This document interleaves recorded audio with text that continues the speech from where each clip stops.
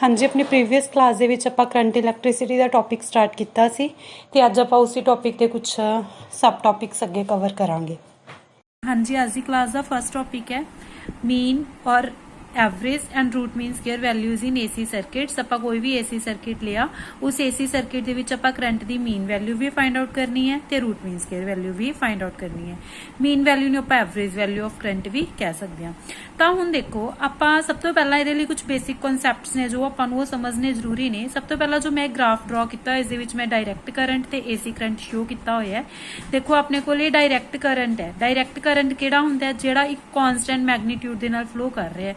Suppose ਆਪਣੇ ਕੋਲ ਇੱਥੇ I ਦੀ ਕੁਝ ਵੀ ਵੈਲਿਊ ਹੈ, ਸਪੋਜ਼ I1 ਹੈ, ਤਾਂ ਇਹ I1 ਕਰੰਟ ਹੀ ਫਲੋ ਹੋ ਰਿਹਾ ਹੈ, ਉਸਦਾ ਮੈਗਨੀਟਿਊਡ ਚੇਂਜ ਨਹੀਂ ਹੋ ਰਿਹਾ ਤੇ ਇਹ ਸੇਮ ਡਾਇਰੈਕਸ਼ਨ 'ਚ ਜਾ ਰਿਹਾ। ਨਾ ਤਾਂ ਮੈਗਨੀਟਿਊਡ ਇਨਕਰੀਜ਼ ਜਾਂ ਡਿਕਰੀਜ਼ ਹੋ ਰਿਹਾ, ਸਟ੍ਰੇਟ ਲਾਈਨ ਦੇ ਵਿੱਚ ਜਾ ਰਿਹਾ ਤੇ ਨਾ ਹੀ ਇਸ ਦੀ ਡਾਇਰੈਕਸ਼ਨ ਚੇਂਜ ਹੋ ਰਹੀ ਹੈ। ਤਾਂ ਇਹ ਡਾਇਰੈਕਟ ਕਰੰਟ ਹੁੰਦਾ ਹੈ।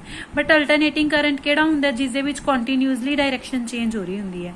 ਹਾਫ ਸਾਈਕਲ ਆਪਣੇ ਕੋਲ ਇਸ ਤਰੀਕੇ ਨਾਲ ਆਇਆ, ਫਿਰ negative half cycle, positive half cycle, negative half cycle. ਤਾਂ ਇਹ ਆਪਣੇ ਕੋਲ ਡਾਇਰੈਕਸ਼ਨ ਵੀ ਕੰਟੀਨਿਊਸਲੀ ਚੇਂਜ ਹੋ ਰਹੀ ਹੈ ਤੇ ਇਸ ਦੇ ਵਿੱਚ ਆਪਣੇ ਕੋਲ ਜੋ ਆਪਣੇ ਕੋਲ ਇਸ ਦਾ ਮੈਗਨੀਟਿਊਡ ਹੈ ਉਹ ਵੀ ਕੰਟੀਨਿਊਸਲੀ ਚੇਂਜ ਹੋ ਰਿਹਾ ਹੈ। ਤਾਂ ਇਹਦੀ ਡਾਇਰੈਕਸ਼ਨ ਕੰਟੀਨਿਊਸਲੀ ਟਾਈਮ ਦੇ ਨਾਲ ਚੇਂਜ ਹੁੰਦੀ ਹੈ ਤੇ ਇੱਕ पर्टिकुलर टाइम बाद पीरियोडिकली ਇਹਦੀ ਡਾਇਰੈਕਸ਼ਨ ਰਿਵਰਸ ਹੋ ਜਾਂਦੀ ਹੈ। ਮੀਨਸ ਪਹਿਲਾਂ ਪੋਜ਼ਿਟਿਵ ਸੀ, ਫਿਰ ਨੈਗੇਟਿਵ ਹਾਫ ਸਾਈਕਲ ਆਇਆ, ਫਿਰ ਪੀਰੀਓਡਿਕਲੀ ਉਸ ਤੋਂ ਬਾਅਦ ਜਿੰਨਾ ਟਾਈਮ ਨੈਗੇਟਿਵ ਸਾਈਕਲ ਚੱਲਿਆ ਉਨੇ ਟਾਈਮ ਬਾਅਦ ਫਿਰ ਆਪਣੇ ਕੋਲ ਪੋਜ਼ਿਟਿਵ ਸਾਈਕਲ ਆ ਗਿਆ। ਫਿਰ ਪੋਜ਼ਿਟਿਵ ਸਾਈਕਲ ਤੋਂ ਬਾਅਦ ਸਪੋਜ਼ ਆਪਣੇ ਕੋਲ ਇੱਥੇ T/2 ਤੱਕ ਦਾ ਟਾਈਮ ਲੱਗਿਆ। T/2 ਤੱਕ ਦੇ ਟਾਈਮ ਤੇ ਨੈਗੇਟਿਵ ਸਾਈਕਲ ਰਹੂਗਾ, ਫਿਰ T/2 ਟਾਈਮ ਤੱਕ ਪੋਜ਼ਿਟਿਵ ਸਾਈਕਲ, ਫਿਰ T/2 ਟਾਈਮ ਤੱਕ ਨੈਗੇਟਿਵ ਸਾਈਕਲ। ਤਾਂ ਇਸ ਤਰੀਕੇ ਨਾਲ ਪੀਰੀਓਡਿਕਲੀ ਚੱਲਦਾ ਹੈ। ਤਾਂ ਇਹ ਆਪਣੇ ਕੋਲ ਅਲਟਰਨੇਟਿੰਗ ਤੇ ਡਾਇਰੈਕਟ ਕਰੰਟ ਹੈ। ਬਟ ਆਪਾਂ ਡੀਲ ਕਰਦੇ ਹਾਂ ਸਿਰਫ ਅਲਟਰਨੇਟਿੰਗ ਕਰੰਟ ਨਾਲ। ਤਾਂ ਸਭ ਤੋਂ ਪਹਿਲਾਂ ਆਪਾਂ ਨੂੰ ਕੁਝ ਵੈਲਿਊਜ਼ ਪਤਾ ਹੋਣੀਆਂ ਚਾਹੀਦੀਆਂ ਨੇ। ਅਗਰ ਆਪਾਂ ਕਿਸੇ ਵੀ ਕੁਆਇਲ ਨੂੰ ਲੈ ਕੇ ਉਸ ਦੇ ਵਿੱਚ ਮੈਗਨੈਟਿਕ ਫੀਲਡ ਦੇ ਵਿੱਚ ਉਸ ਨੂੰ ਰੋਟੇਟ ਕਰਨਾ ਸਟਾਰਟ ਕਰ ਦਈਏ ਤਾਂ ਉਸ ਕੁਆਇਲ ਦੇ ਵਿੱਚ ਇੱਕ ਅਲਟਰਨੇਟਿੰਗ EMF ਸੈਟਅਪ ਹੋ ਜਾਂਦਾ ਹੈ।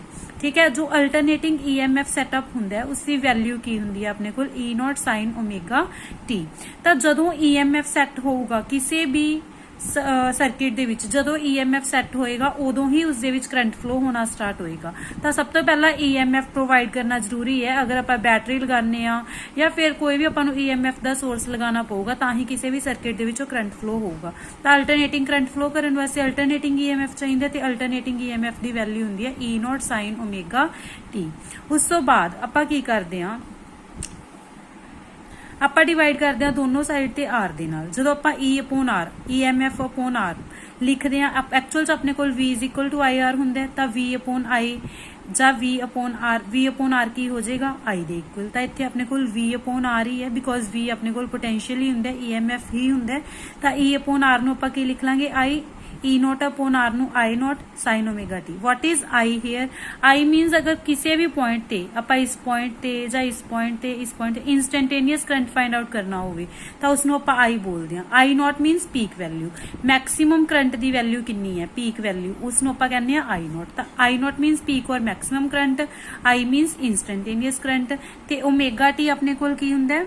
ओमेगा t ਹੁੰਦਾ ਫੇਜ਼, ਕਿੰਨੇ ਫੇਜ਼ ਤੇ ਇਹ ਜੋ ਅਲਟਰਨੇਟਿੰਗ ਕਰੰਟ ਹੈ ਇਹ ਚੱਲ ਰਿਹਾ ਹੈ। ਠੀਕ ਹੈ, ਹਾਂਜੀ। ਉਸ ਤੋਂ ਬਾਅਦ ਹੈ ਆਪਣੇ ਕੋਲ ਟਾਈਮ ਪੀਰੀਅਡ ਜਿਸ ਨੂੰ ਕੈਪੀਟਲ T ਨਾਲ ਡਿਨੋਟ ਕਰਦੇ ਹਾਂ। ਕੈਪੀਟਲ T ਟਾਈਮ ਪੀਰੀਅਡ ਹੁੰਦਾ ਹੈ ਇੱਕ ਸਾਈਕਲ ਕੰਪਲੀਟ ਕਰਨ ਵਾਸਤੇ, 1 ਸਾਈਕਲ ਪੋਜ਼ਿਟਿਵ ਐਂਡ ਨੈਗੇਟਿਵ ਮਿਲਾ ਕੇ ਜੋ ਇਹ 1 ਸਾਈਕਲ ਕੰਪਲੀਟ ਹੋ ਰਿਹਾ ਹੈ ਇਸ ਨੂੰ ਕੰਪਲੀਟ ਕਰਨ ਦੇ ਵਿੱਚ ਕਿੰਨਾ ਟਾਈਮ ਲੱਗਦਾ ਉਸ ਨੂੰ ਆਪਾਂ ਕਹਿੰਦੇ ਆ ਟਾਈਮ ਪੀਰੀਅਡ। ਤੇ ਟਾਈਮ ਪੀਰੀਅਡ ਇਕੁਅਲ ਹੁੰਦਾ 2π/ω ਦੇ। What is omega here? Omega means angular frequency. ਠੀਕ ਹੈ, ਤਾਂ ਇਹ ਆਪਣੇ ਕੋਲ ਟਾਈਮ ਪੀਰੀਅਡ ਹੈ। ਉਸ ਤੋਂ ਬਾਅਦ ਫ੍ਰੀਕੁਐਂਸੀ ਦਾ ਮਤਲਬ ਹੁੰਦਾ 1 ਸੈਕਿੰਡ ਦੇ ਵਿੱਚ ਕਿੰਨੇ ਸਾਈਕਲਸ ਪ੍ਰੋਡਿਊਸ ਹੋਈ, number of cycles in 1 second. Suppose ਆਪਣੇ ਕੋਲ ਇਸ ਤਰੀਕੇ ਨਾਲ 1 ਸੈਕਿੰਡ ਦੇ ਵਿੱਚ ਹੋਇਆ ਤਾਂ 1 ਸੈਕਿੰਡ ਦੇ ਵਿੱਚ 1 2 ਐਂਡ 3 ਸਾਈਕਲਸ ਪ੍ਰੋਡਿਊਸ ਹੋਏ ਨੇ। ਤਾਂ 3 ਕੀ ਹੋਗੀ ਇਸ ਦੀ ਫ੍ਰੀਕੁਐਂਸੀ ਕੱਢਣ ਦਾ ਫਾਰਮੂਲਾ ਕੀ ਹੈ? 1/t। 1/t means 1 time period. Time period ਦੀ ਵੈਲਿਊ 2π/ω ਹੁੰਦੀ ਆ, ਪੁੱਟ ਕੀਤੀ ਤਾਂ ਆਪਣੇ ਕੋਲ ਫ੍ਰੀਕੁਐਂਸੀ ਦੀ ਵੈਲਿਊ ਆ ਗਈ ω/2π। ਇਸ ਨੂੰ ਰੀਅਰੇਂਜ ਕੀਤਾ ω = 2πf। What is f? f is frequency. What is ω? ω is angular frequency. ਤਾਂ ਆਪਾਂ ਇਹ ਜੋ ਰਿਲੇਸ਼ਨ ਸੀ ਡਿਰਾਈਵ ਕੀਤਾ ਸੀ ਕਿ I = I0 sin omega t ਹੈ ਤੇ E ਤਾਂ ਆਪਣੇ ਕੋਲ ਓਮੇਗਾ ਦੀ ਪਲੇਸ ਤੇ ਆਪਾਂ ਇਹ ਵੀ ਪੁੱਟ ਕਰ ਸਕਦੇ ਹਾਂ। ਤਾਂ ਇਹ ਵੀ ਆਪਣੇ ਕੋਲ ਇੰਸਟੈਂਟੇਨੀਅਸ ਕਰੰਟ ਦਾ ਹੀ ਰਿਲੇਸ਼ਨ ਬਣ ਗਿਆ।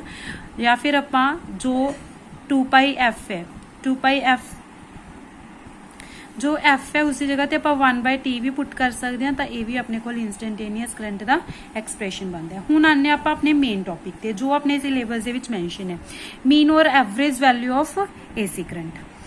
तो जो average value of AC current हुंदी है ਜਾਂ mean value of AC current हुंदी है, ਉਹ डायरैक्ट करंट दी ਉਹ वैल्यू हुंदी है जिस जो सर्किट दे विचों उन्ना ही चार्ज सेंड करे जिन्ना अल्टरनेटिंग करंट सेंड करता है उन्ने ही टाइम दे विच। मीनस अगर अल्टरनेटिंग करंट T टाइम दे विच कुछ पर्टिकुलर चार्ज Q सेंड कर रहा है सर्किट दे विच, तो अपने कोल आपां जो एवरेज वैल्यू कहांगे I एवरेज, वो करंट दी वैल्यू होगी, उस डायरैक्ट करंट दी वैल्यू होगी जो T टाइम दे विच ही Q चार्ज सेंड करे सर्किट दे विचों।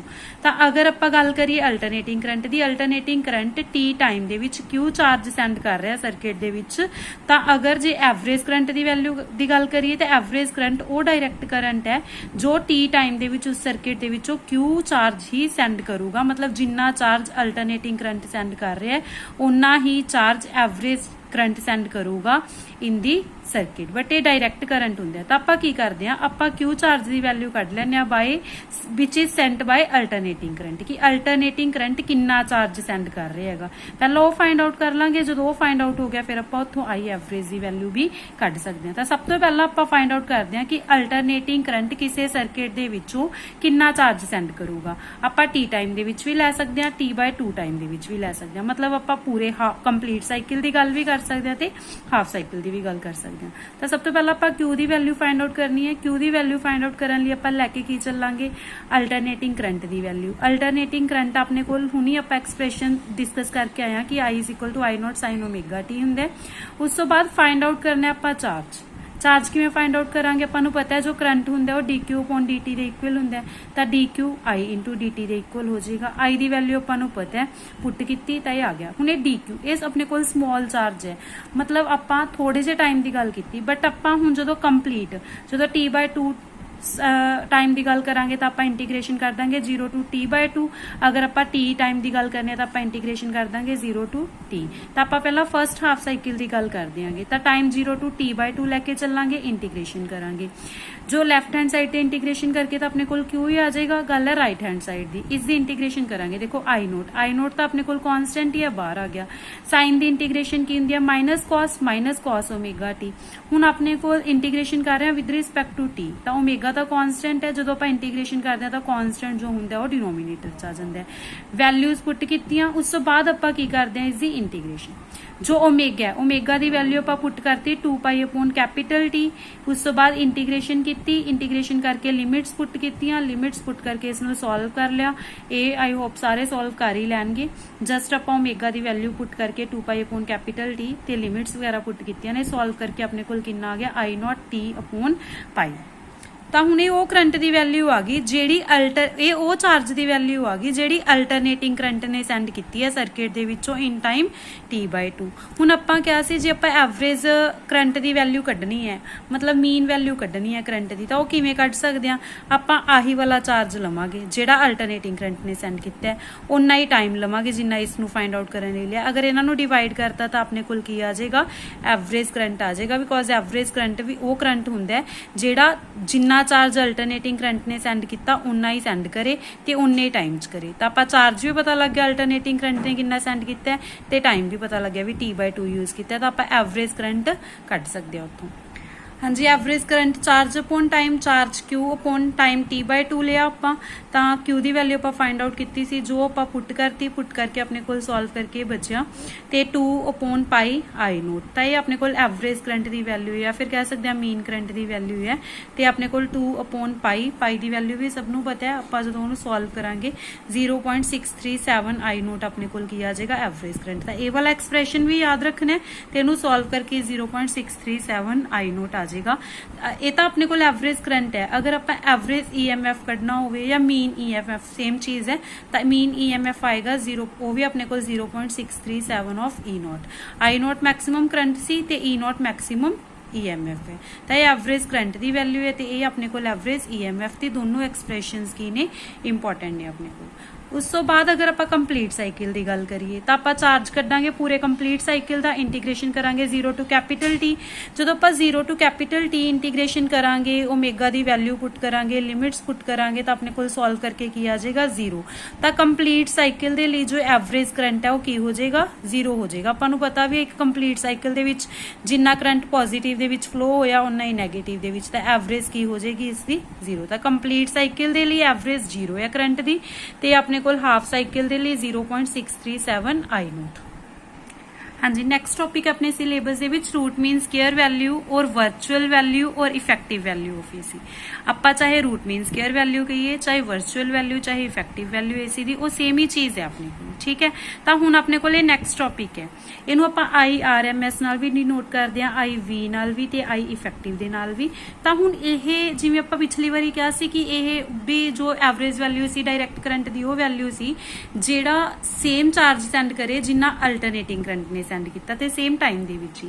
But root mean square value direct current ਦੀ ਉਹ ਵੈਲਿਊ ਹੈ ਜਿਹੜਾ ਸੇਮ ਹੀਟ ਪ੍ਰੋਡਿਊਸ ਕਰੇ ਕਿਸੇ ਸਰਕਟ ਦੇ ਵਿੱਚ ਜਿੰਨਾ ਅਲਟਰਨੇਟਿੰਗ ਕਰੰਟ ਪ੍ਰੋਡਿਊਸ ਕਰਦਾ ਹੈ। ਉੱਥੇ ਆਪਾਂ ਚਾਰਜ ਦੀ ਗੱਲ ਕਰਦੇ ਸੀ, ਬਟ ਇੱਥੇ ਗੱਲ ਕਰਦੇ ਆ ਹੀਟਿੰਗ ਇਫੈਕਟ ਦੀ, ਕਿ ਉਹ ਡਾਇਰੈਕਟ ਕਰੰਟ ਜਿਹੜਾ ਸੇਮ ਹੀਟਿੰਗ ਇਫੈਕਟ ਪ੍ਰੋਡਿਊਸ ਕਰੇ ਜਿੰਨਾ ਅਲਟਰਨੇਟਿੰਗ ਕਰੰਟ ਪ੍ਰੋਡਿਊਸ ਕਰ ਰਿਹਾ ਤੇ ਸੇਮ ਟਾਈਮ ਦੇ ਵਿੱਚ। ਤਾਂ ਆਪਣੇ ਕੋਲ ਸਭ ਤੋਂ ਪਹਿਲਾਂ ਆਪਾਂ ਹੀਟਿੰਗ ਇਫੈਕਟ ਦੀ ਗੱਲ ਕਰ ਰਹੇ ਹਾਂ, ਜਿਵੇਂ ਪਿਛਲੀ ਵਾਰੀ ਚਾਰਜ ਕੱਢਿਆ ਸੀ, ਇਸ 'ਚ ਆਪਾਂ ਹੀਟ ਕੱਢਾਂਗੇ। ਤਾਂ ਸਭ ਤੋਂ ਪਹਿਲਾਂ ਆਪਾਂ ਨੂੰ ਪਤਾ ਹੈ ਅਲਟਰਨੇਟਿੰਗ ਕਰੰਟ ਕਿੰਨਾ ਹੁੰਦਾ ਹੈ, I = I note sin omega T। R resistance ਦੇ ਵਿੱਚੋਂ ਪਾਸ ਹੋ ਰਿਹਾ ਸਪੋਜ਼ ਇਹ ਕਰੰਟ। ਤਾਂ ਹੀਟਿੰਗ ਇਫੈਕਟ ਆਪਣੇ ਕੋਲ ਜਾਊਲਸ ਲਾਅ ਦੇ ਅਕੋਰਡਿੰਗ ਪਤਾ ਹੈ, ਜਿੰਨਾ ਵੀ ਕਰੰਟ ਆਪਣੇ ਕੋਲ ਜਿੰਨਾ ਹੀਟਿੰਗ ਇਫੈਕਟ ਹੁੰਦਾ I² RT ਦੇ ਇਕੁਅਲ। ਅਗਰ ਆਪਾਂ ਗੱਲ ਕਰੀਏ ਸਮਾਲ ਟਾਈਮ ਦੀ dt ਦੀ, ਤਾਂ ਆਪਾਂ ਸਮਾਲ ਹੀਟ ਕੱਢੀ, ਤਾਂ ਆਪਾਂ ਸਮਾਲ dt ਟਾਈਮ ਲਿਆ। ਸਮਾਲ dt ਟਾਈਮ ਦੇ ਲਈ I ਕਰੰਟ ਫਲੋ ਹੋ ਰਿਹਾ R ਰੈਜ਼ਿਸਟੈਂਸ ਦੇ ਵਿੱਚੋਂ। ਵੈਲਿਊਜ਼ ਪੁੱਟ ਕਰਾਂਗੇ ਆਪਾਂ I ਦੀਆਂ ਵੀ, I ਦੀ ਵੈਲਿਊ ਪੁੱਟ ਕਰਾਂਗੇ I note sin omega T। ਹੁਣ ਸਭ ਤੋਂ ਪਹਿਲਾਂ ਇਹ ਤਾਂ DH ਹੈ, ਸਮਾਲ ਹੀਟ ਹੈ, ਸਮਾਲ ਟਾਈਮ ਦੇ ਵਿੱਚ ਗੱਲ ਕੀਤੀ ਸੀ। ਬਟ ਜੇ ਆਪਾਂ ਨੇ ਕੰਪਲੀਟ ਹੀਟ ਪ੍ਰੋਡਿਊਸਡ ਕੱਢਣੀ ਹੋਵੇ ਤਾਂ ਆਪਾਂ ਇੰਟੀਗ੍ਰੇਸ਼ਨ ਕਰਾਂਗੇ 0 ਟੂ T, ਬਿਕੋਜ਼ ਆਪਾਂ ਕੰਪਲੀਟ ਸਾਈਕਲ ਦੀ ਗੱਲ ਕਰ ਰਹੇ ਹਾਂ ਤਾਂ ਆਪਾਂ 0 ਟੂ T ਲੈ ਲਾਂਗੇ। ਤਾਂ ਹੁਣ ਆਪਣੇ ਕੋਲ ਜੋ ਇਹ ਤਾਂ ਆਪਣੇ ਕੋਲ ਅਲਟਰਨੇਟਿੰਗ ਕਰੰਟ ਪ੍ਰੋਡਿਊਸ ਕਰ ਰਿਹਾ ਜਿੰਨੀ ਹੀਟ, ਉਹ ਵਾਲੀ ਹੀਟ ਹੈ। ਅਗਰ ਆਪਾਂ ਗੱਲ ਕਰੀਏ I ਇਫੈਕਟਿਵ ਦੀ, ਤਾਂ I ਇਫੈਕਟਿਵ ਵੀ ਤਾਂ ਕੋਈ ਨਾ ਕੋਈ ਹੀਟ ਪ੍ਰੋਡਿਊਸ ਕਰੂਗਾ। I ਇਫੈਕਟਿਵ ਕਿੰਨੀ ਹੀਟ ਪ੍ਰੋਡਿਊਸ ਕਰੂਗਾ, I ਇਫੈਕਟਿਵ ਸਕੁਅਰ RT। मतलब इफेक्टिव करंट कितनी हीट प्रोड्यूस करूगा, यही फॉर्मूले पुट कर देंगे, बस आई की जगह ते की ले लेंगे आई इफेक्टिव। हुण आपां अगर गल करिए कि जिहड़ा अल्टरनेटिंग करंट जिन्नी हीट प्रोड्यूस कर रहा है ते जिन्नी हीट इफेक्टिव करंट प्रोड्यूस कर रहा है, ये दोनों इक्वल ही होणगे, बिकॉज आपां इफेक्टिव करंट कहने ही उस करंट नूं आ जिहड़ा सेम हीट प्रोड्यूस करे जिन्नी अल्टरनेटिंग करंट प्रोड्यूस करदा है, तां ये दोनों की हो जाणगे इक्वल। आपां कंपेयर कर लांगे, कंपेयर करके अपने कोल देखो ਜਦੋਂ ਆਪਾਂ ਕੰਪੇਅਰ ਕੀਤਾ ਤਾਂ R ਤਾਂ ਕਾਂਸਟੈਂਟ ਹੈ, ਕੱਟ ਜਾਏਗੀ। ਹੁਣ ਗੱਲ ਕਰੀਏ ਇੱਧਰ ਆ ਜਾਏਗਾ I effective square into T, ਇੱਧਰ ਆਪਣੇ ਕੋਲ 0 to 2 T I square dt। T ਆਪਣੇ ਕੋਲ ਉਸ ਸਾਈਡ ਤੇ ਡਿਵਾਈਡ ਚ ਆ ਜਾਊਗਾ। ਅਗਰ T ਡਿਵਾਈਡ ਚ ਆ ਗਿਆ ਤਾਂ ਆਪਣੇ ਕੋਲ ਕੀ ਬਣ ਗਿਆ, ਤਾਂ ਆਪਣੇ ਕੋਲ ਕੀ ਬਣ ਗਿਆ 1/T I ਸਕੁਅਰ dt ਦੀ ਇੰਟੀਗ੍ਰੇਸ਼ਨ 0 ਟੂ ਕੈਪੀਟਲ T।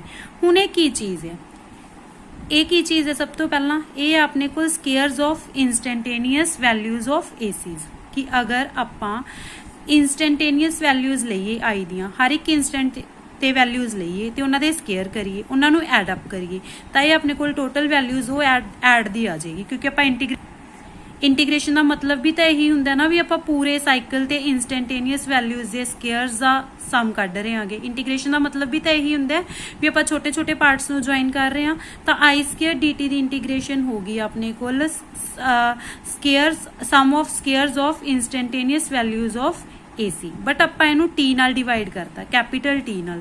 ਜਦੋਂ ਵੀ ਆਪਾਂ ਕਿਸੇ ਚੀਜ਼ ਨੂੰ ਟੋਟਲ ਟਾਈਮ ਦੇ ਨਾਲ ਡਿਵਾਈਡ ਕਰਦੇ ਹਾਂ ਤਾਂ ਆਪਾਂ ਉਹਨੂੰ ਬੋਲਦੇ ਹਾਂ ਕਿ ਇਹ ਮੀਨ ਆ ਗਿਆ, ਉਸਦਾ ਮੀਨ ਆ ਗਿਆ। ਕਿਹਦਾ ਮੀਨ ਆ ਗਿਆ, ਮੀਨ ਆ ਗਿਆ ਇਹ ਸਕੇਅਰਸ ਆਫ ਇੰਸਟੈਂਟੇਨੀਅਸ ਕਰੰਟਸ ਦਾ।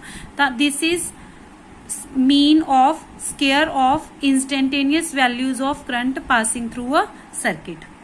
मीन किसी भी सर्किट ਦੇ ਵਿੱਚੋਂ ਕਿੰਨਾ ਇੰਸਟੈਂਟੇਨੀਅਸ ਕਰੰਟ ਫਲੋ ਹੋ ਰਿਹਾ ਉਹਦੇ ਸਕੇਅਰਸ ਦਾ ਆਪਾਂ ਕੀ ਕਰਤਾ, ਸਮ ਕਰਤਾ, ਤੇ ਉਸ ਤੋਂ ਬਾਅਦ ਉਹਨੂੰ ਟੋਟਲ ਟਾਈਮ T ਨਾਲ ਡਿਵਾਈਡ ਕਰਤਾ। ਤਾਂ ਇਹ ਆ ਗਿਆ mean of squares of instantaneous values of ACs over 1 complete cycle. ठीक है, ये चीज आ गई। बट इधरली साइड ते अपने कोल स्केयर है, स्केयर आप उस साइड ते लेके जावांगे की बन जाएगा, रूट बन जाएगा।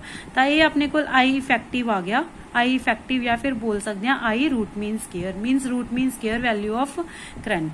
बट आप इसनू सॉल्व भी कर सकते हैं जो अपने कोल इंटीग्रेशन पई है, बिकॉज आपां नू आई दी वैल्यू पता है कितनी हुंदी है, I naught sine omega t. तो आप आई दी value I naught sine omega t put करांगे, पुट करके आप करांगे integration, sine square omega t नू 1 minus cos 2 omega t upon 2 put किया, इंटीग्रेशन किया, ओमेगा दी value 2 pi upon capital t, आपां नू पता है कि ये वैल्यू हुंदी है। उस तो बाद लिमिट्स पुट की, upper limit minus lower limit, जो आप सारा सॉल्व करांगे तो अपने कोल वैल्यू आएगी I naught square into t upon 2। ठीक है, तो ये जो वैल्यू अपने को आई है आई स्क्वायर डी टी दी इंटीग्रेशन दी, वो आप इत्थे पुट कर देंगे। पुट की आपां वैल्यू कैपिटल टी नाल कैपिटल टी कट गया, अपने कोल की बचा आई नोट अपॉन रूट 2।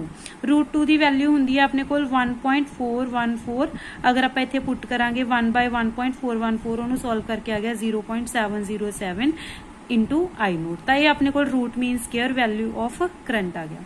अपने को आप एक एवरेज वैल्यू फाइंड आउट की सी, ये हुण आपां फाइंड आउट की है root mean square value. Root mean square value किहड़ी वैल्यू हुंदी है, वो वैल्यू डायरैक्ट करंट दी ਜਿਹੜੀ सेम हीटिंग इफेक्ट प्रोड्यूस करे किसी गिवन सर्किट दे विच जिन्ना heating effect alternating current produce करदे। तो ये अपने को पूरी डेरिवेशन है, तो ये अपने को मेन रिजल्ट है। सिमिलरली अगर आप गल करिए root mean square value of EMF, तो हो जाएगी 0.707 of E naught. E naught is the maximum value of EMF। तो ये अपने को एक्सप्रैशंस ने जो आप याद रखने ने। हाँ जी, नैक्सट टॉपिक है अपने को AC and DC circuit containing RLC।